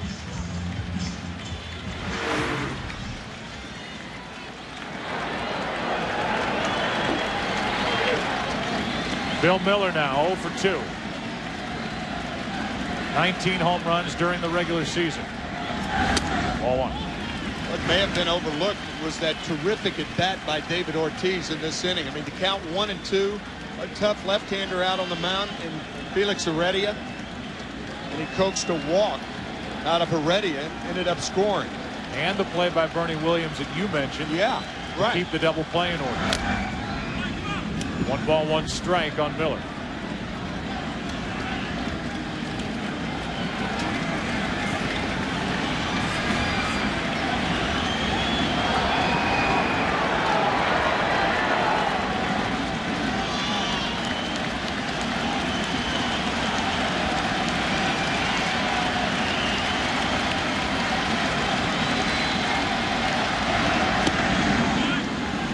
Strike two.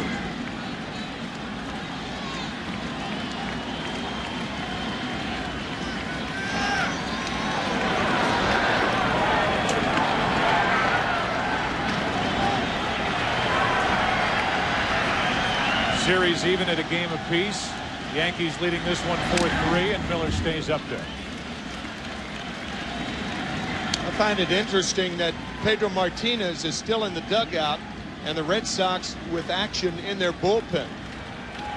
Martinez was not going back out there. I would assume he'd be in the clubhouse by now. Mike Timlin warming for the Sox.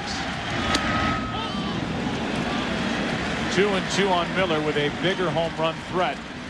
Veritek, who has hit 3 in this postseason, on deck.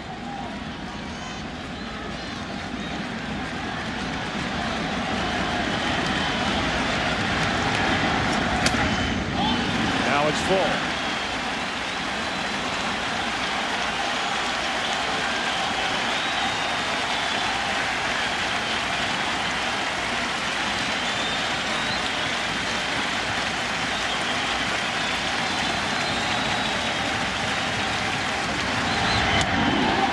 Tying run is on. I've got a question, and you guys might be able to answer that. You've seen a lot more Yankee games than me, but would he hesitate, say Veritek were to reach, to using Rivera to get the last 7 outs? I don't think so. No? Just a question. I'm not sure that Rivera's ever gone more than 2 innings. Don't know right now, but that At least in the closer's role. right. Yeah, that's right. Perhaps he did it when John Wetman was the closer. Normally it was the 7th and 8th inning for Rivera back in 1996, setting it up for Wetman. But in the closer's role, Check on the runner Miller at first. In case you're wondering, Miller stole 1 base during the regular season. Veritek, in his time with the Red Sox, has had a flair for the dramatic.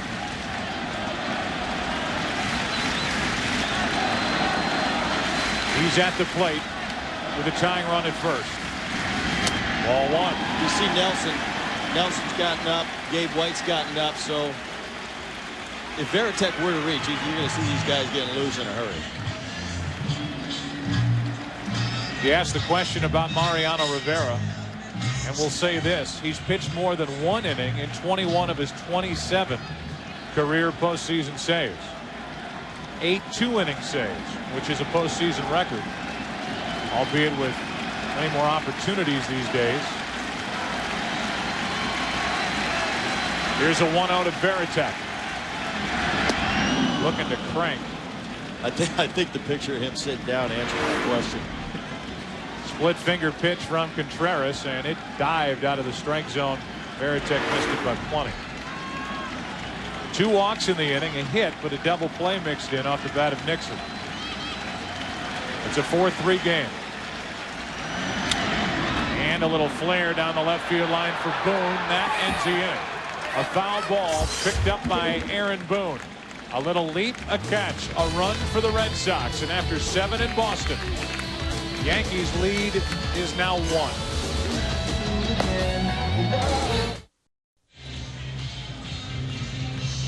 Pedro Martinez is finished for the night. He goes the first 7. An ugly 4th inning. The 2-run scoring for the Yankees, and then all that transpired in the top half and bottom half. And he leaves on the short end of a 4-3 score. It's Yankees 4, Red Sox 3. We're in the 8th inning. And Mike Timlin, who's been very good for Boston this postseason, takes over. In fact, his bullpen has been outstanding from Game 3 of the division series through now. First pitch is strike. 94 miles an hour to Derek Jeter.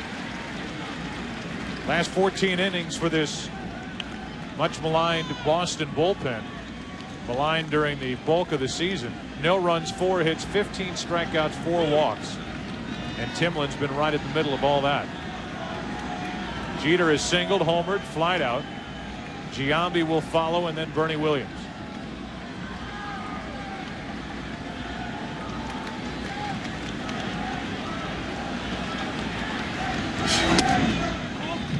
One ball, 1 strike.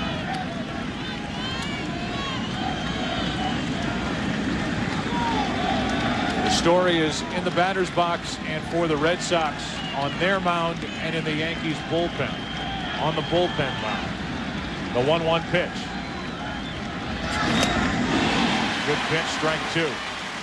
Mariano Rivera is getting ready for the Yankees out in their bullpen. Derek Jeter's had a terrific night, a double, a home run, and robbed of perhaps a home run by Trot Nixon. A play that cannot be overlooked his last at bat.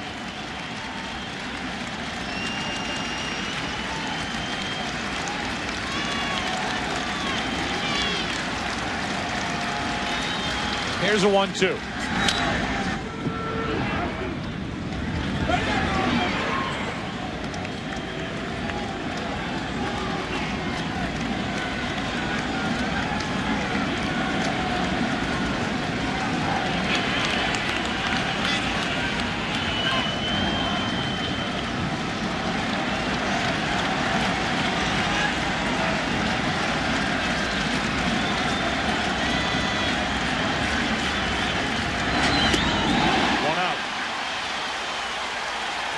Let's check in with Chris Myers. Chris?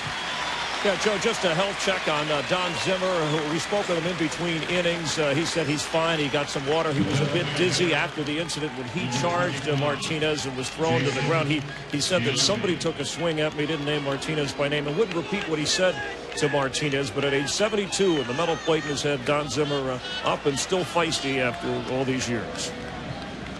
Chris, thanks. That was part of that bottom of the 4th inning when Manny Ramirez took exception to a pitch that was up after both benches had been worn, with Kareem Garcia getting hit by a pitch. Fastball is by the bat of Giambi, strike 1.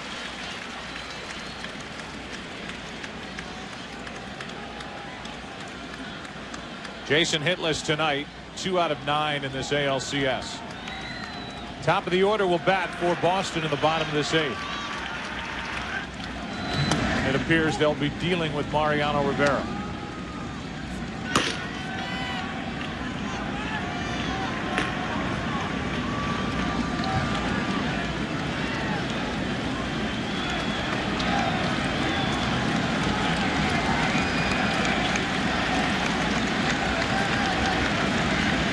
Here's a 1-1. Right at the shortstop, Garcia. Time to recover and get the out. On the other side of the bag, Giambi hits it right into the teeth of that defense. 2 out.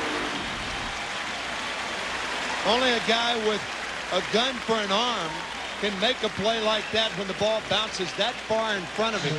Nomar throwing side saddle, whips out Giambi.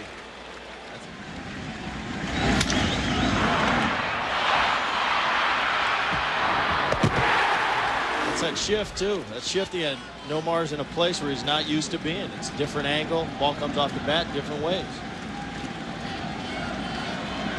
With 2 out, nobody on. Bernie Williams hitless tonight, takes a strike. A game summary brought to you by Nissan. Clemens, an outstanding, strong, composed start here this afternoon and evening. Pedro Martinez got through 7 solid innings, but 4 runs on 6 hits. Jeter tied it with a home run in the 3rd, and it was the 4th inning. Top of the 4th, the Yankees took the lead. Bottom of the 4th, the bench is empty. Now it's 0-2 on Williams as Timlin's trying to turn in another scoreless inning.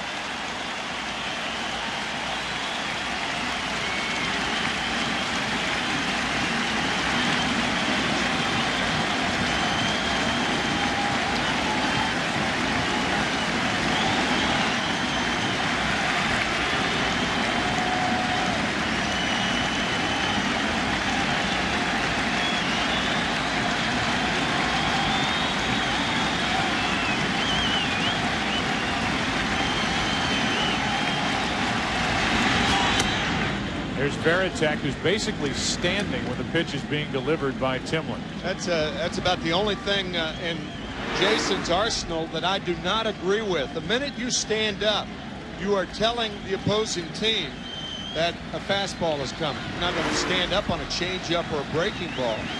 But he does that so prematurely that it's easy to pick up a pitch like that.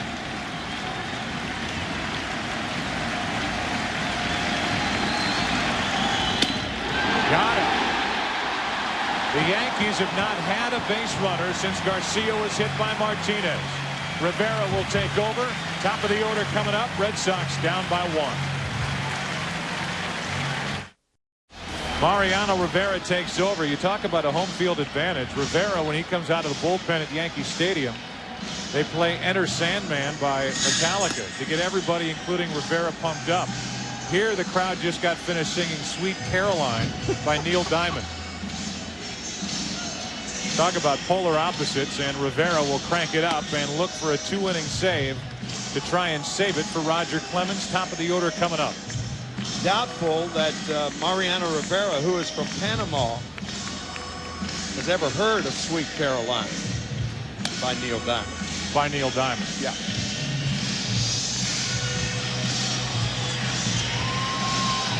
Johnny Damon walks in. What a return to the lineup. 3 for 3. He scored a run tonight. And before the game, I hurt my eye on the baseball field. Can I get a kiss? Jackson and Maddie. Thank you. I About you. Thank you. A kiss on the boo-boo for good luck. And he steps in. He'll need it against Mariano Rivera.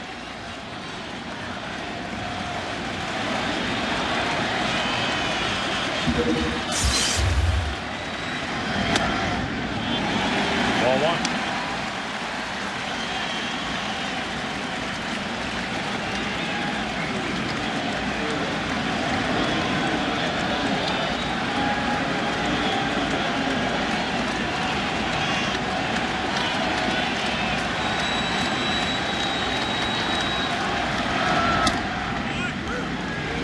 Rivera, who blew 2 saves against the Red Sox this season. 1 ball, 1 strike. Thing about Rivera, remarkable control. Inside, outside, same speed. That was a cutter that missed.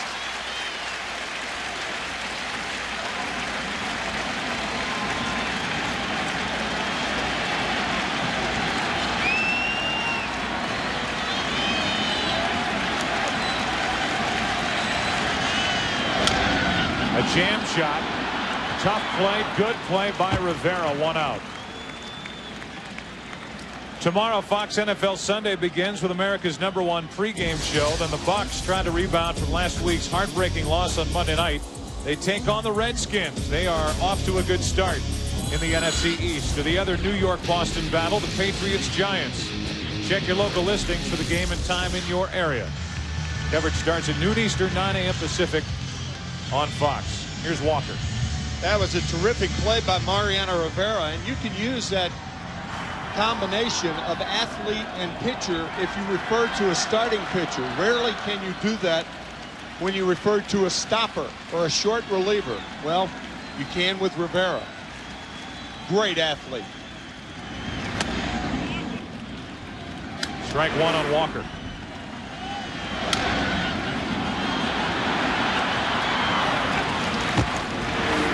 However, as a hitter, I don't like to refer to him as that. I wouldn't like to give him any credit. I wouldn't imagine. The 0-1 pitch. Walker the opposite way to left. How far will it carry? Not far enough as the left fielder Matsui pulls it in. 2 out. Pedro Martinez takes power away from hitters by changing speeds.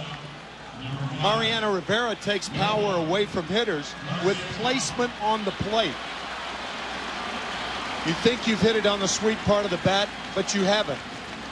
There's that ring. There's never that click. He's been remarkable. I mean, everybody talks, we talked about it the other night, the heavy sinker. Well, both his pitches, he's got the sinker and the cutter, and that cutter is as heavy as any sinker. And he's the only one I know that's got it. Garcia Parra, he's had a frustrating night and series. Tonight 0 for 3. Hit with 2 on. Second and third, nobody out in the first, struck out. Bounced into a force out to end the third. And struck out with 2 on and nobody out in the sixth.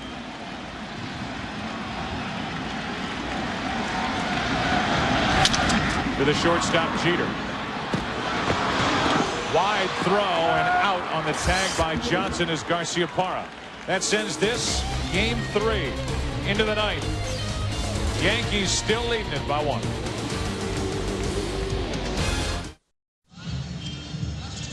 Alan Embry takes over as we begin the 9th inning. He's the 3rd pitcher of the night. Martinez, a perfect 8th inning, and the Red Sox are coming to expect that from Mike Timlin. Another strong piece of work, and now it's Embry. Embry will deal with Posada, Nick Johnson, and Hideki Matsui. They're the numbers this postseason for Embry. The new MLB Authentic Collection performance batting jerseys and caps are here. Now anyone can get them. Just visit MLB.com. We talked about the importance of getting a win in Game 1 for the Red Sox behind Wakefield in New York. They did it with their number 3 pitcher. Lowe did not have enough to beat Pettit in Game 2, so the series came here, and the Red Sox were able to go with their number 1 starter, Pedro Martinez, against the Yankees, quote-unquote, number 3. But I think anybody would categorize Clemens a 1 or 1A on any staff. It just so happens he's on a deep staff with that rotation, and the depth of that rotation could easily be the difference in this series. Because of the 5-game division series, everything was upside down for the Red Sox. The Yankees got rest. They had things line up the way they wanted them lined up. They went Messina, Pettit, Clemens this afternoon, and David Wells will go tomorrow night. Joe, you talked in the opening this evening about the fact that if it goes 7 games, then the Red Sox would have Pedro Martinez pitching against them. Well, the Yankees would have Roger Clemens also. Let's go, Red Sox! Let's go, Red Sox! A win here tonight by the Yankees would guarantee that at worst they get the series back to the Bronx in Yankee Stadium, as the Cubs did last night with that extra inning win down in Florida. They are assured that if they need to go deep in the series, they'll have the last action of it at Wrigley Field. They come up after this game. Dontrell Willis, that great young left-hander, against Matt Clemens. 1 ball, 1 strike on Nick Johnson. Dontrell Willis with as much charisma as any young player coming into the major leagues in the last 2 decades. And he can hit. Yeah.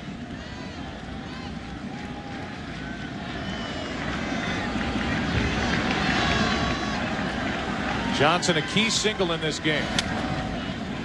Came after the walk to Posada in a 2-2 game in the 4th inning.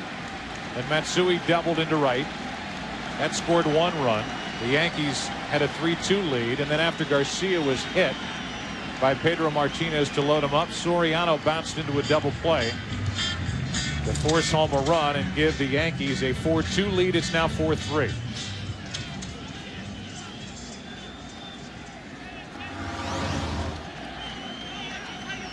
There's the pitching matchup for Game 4 tomorrow night, 7:30 Eastern, right here on Fox. Burkett against David Wells. 1-6 in his career against the Yankees is Burkett. 1-2 pitch. Johnson handles one and lines it up the middle for a 1-out hit.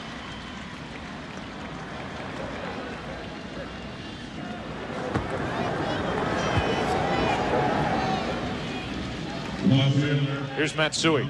That's one of those hits where you get to first base and you're shaking both hands. Ouch. They hurt a lot worse if it gets caught. That's right. I'm sure they feel fine. Matsui with an RBI double, which put the Yankees on top in that 4th.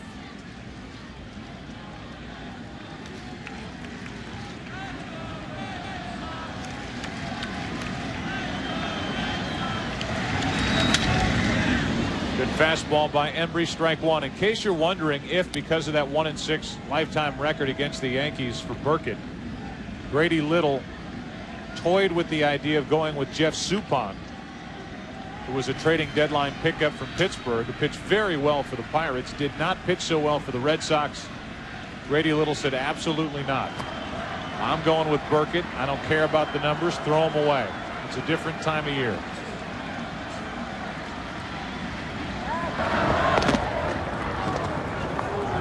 Talked about that Yankee-Red Sox series in late July when Pedro Martinez went on Friday night. Key series for the Red Sox. They lost Friday night's game with Martinez pitching. Then John Burkett pitched one of the finest games he's pitched in a Red Sox uniform, working 6 innings of scoreless ball against the Yankees. 1 ball, 1 strike.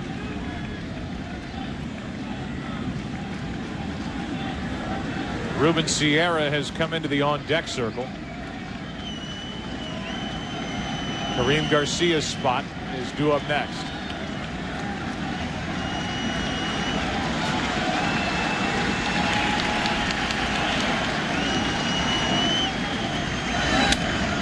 Strike 2 on Matsui.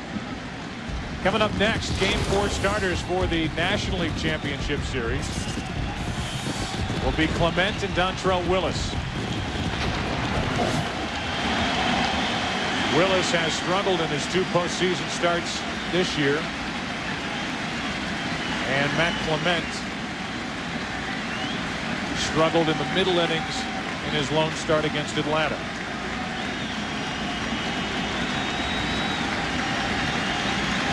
A 1-2 pitch to third. Out. Out. Double play sends Game 3 into the bottom of the 9th. Ramirez, Ortiz, and Millar coming up after this from Miller to Walker. Rivera will head back to work. Who will take Game 3? We'll find out next.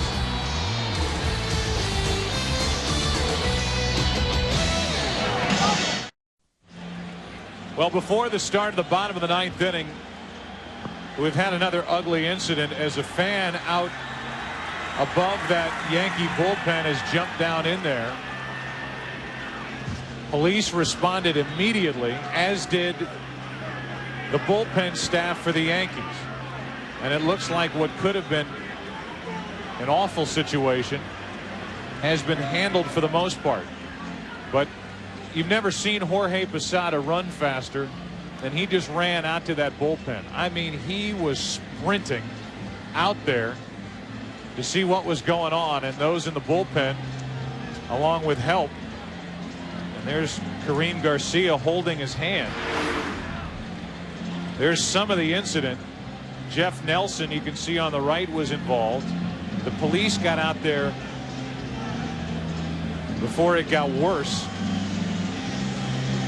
and then they subdued that fan, pressed him against the far left wall of the bullpen, and order was restored for the most part. But the Yankees, the players on the field, went flying into that bullpen to try and help.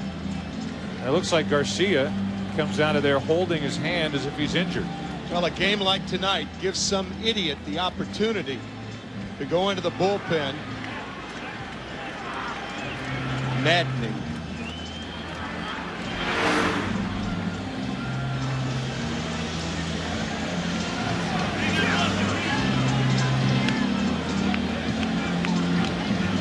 So someone was out there in that bullpen, and it looked like Jeff Nelson, who was the one pushed farthest from that person who got in there, was right in the middle of it.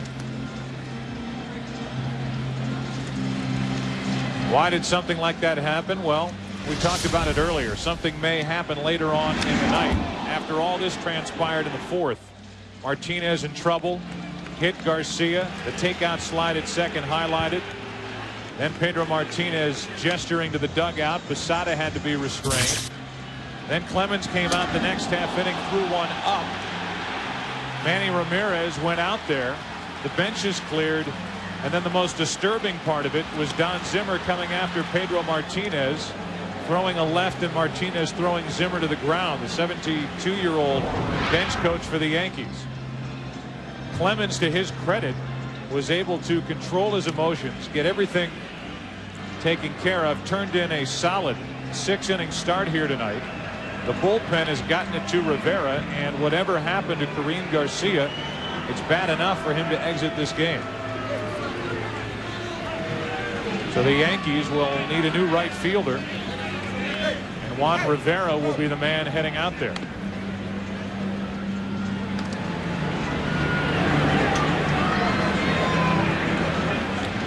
So Rivera will take over in right.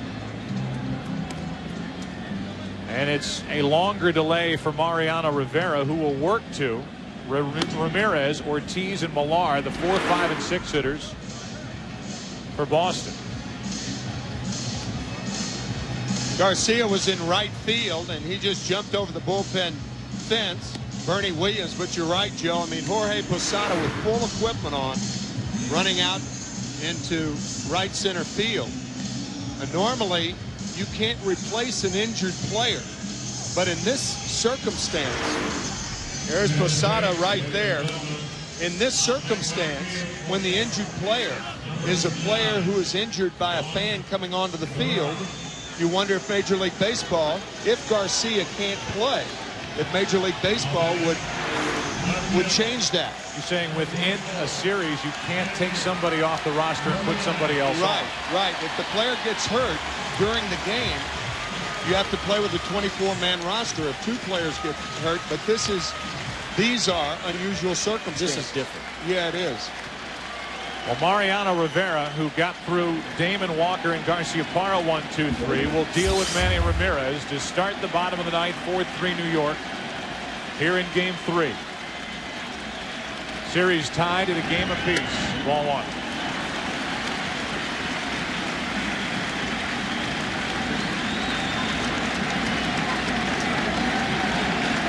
Ramirez with good power the other way. Rivera, a hard thrower. Chances of him hitting the ball to right field better than him pulling the ball. That is toward right, but cut off by Nick Johnson. A flip for the out, 1 away. And the Red Sox are down to their final 2 outs. David Ortiz will walk in, 0 for 2 with a walk and a run scored. Rivera is aiming for his 28th career postseason save.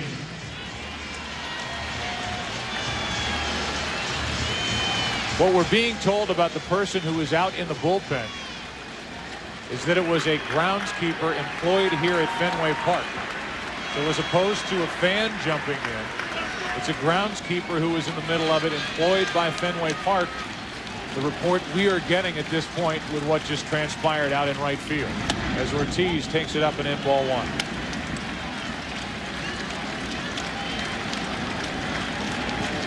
Was employed. Right. 1 ball, no strikes, 1 out, nobody on.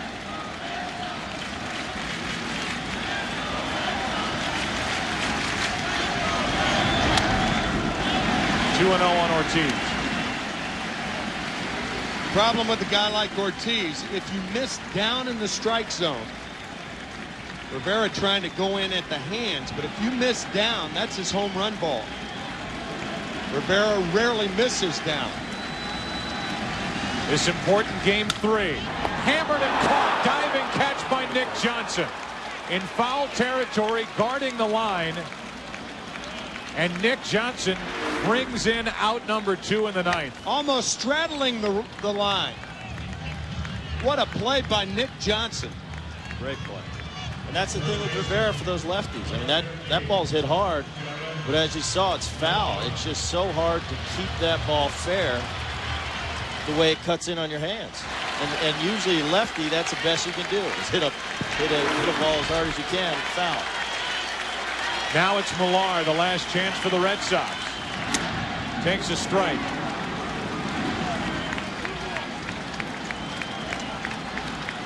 Boston led 2-0 after 1. The Yankees got a run in the 2nd, 1 in the 3rd, 2 in the 4th. It became a 1-run game in the 7th. And now with 2 out, here's the 0-1 to Millar. 1 ball, 1 strike.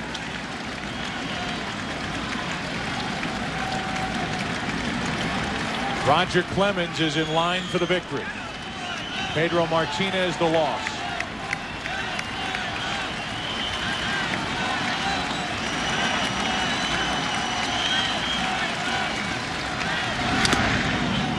One strike away is Rivera from his 28th postseason save.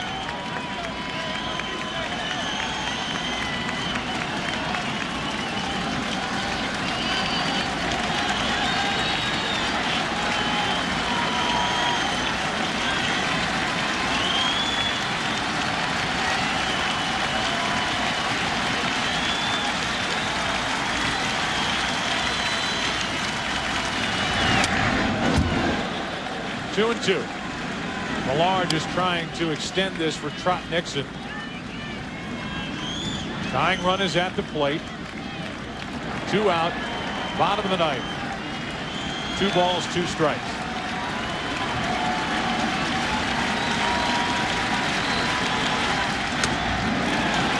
Three and 2.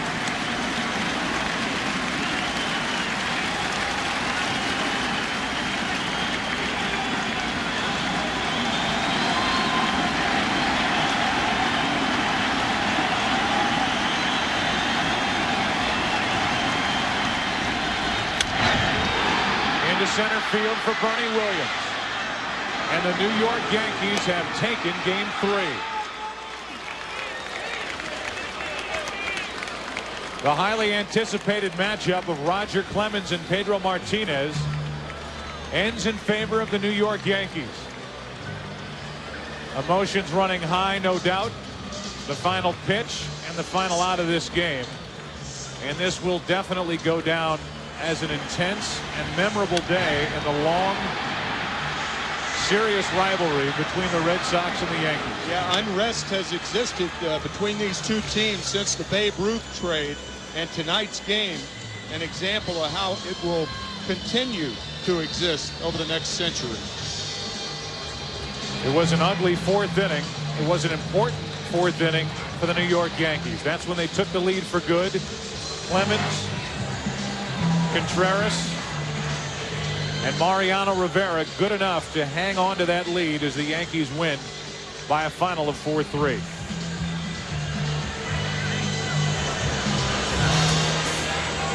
Let's check in down on the field with Chris Myers. Chris? with Derek Jeter. Congratulations. First of all, how important was this win? Well, it's huge, man, especially playing here. You got to take the approach that every game is huge, and this one won't mean anything unless we come out tomorrow ready to go. Have you ever been around a more bizarre set of circumstances from the fourth inning, even to the bullpen incident? What happened to Garcia, do you know? You know what? I didn't see what happened, but it was more bizarre last time we played here in the playoffs in '99 when they started throwing things on the field. So some weird things happen when these two teams go at it. And was the team inspired at all when Don Zimmer was thrown to the ground by Martinez, even though it appeared he rushed Pedro? Well, I don't know about inspired. You don't really need any inspiration. It's unfortunate. I mean, that whole incident was unfortunate. But, just move on and come out back tomorrow. Okay, thanks very much. All right, we'll see you tomorrow night. Joe Torre is also with us. Joe, congratulations on a very unusual evening. Just another bizarre set of circumstances. How's Don Zimmer, by the way? I think he's got a little muscle pull, but thank God. I mean, I missed that whole thing because I was in the middle of that scrum out there. But what was your recollection of what caused that? Were you worried they were taking away the inside part of the plate for Roger?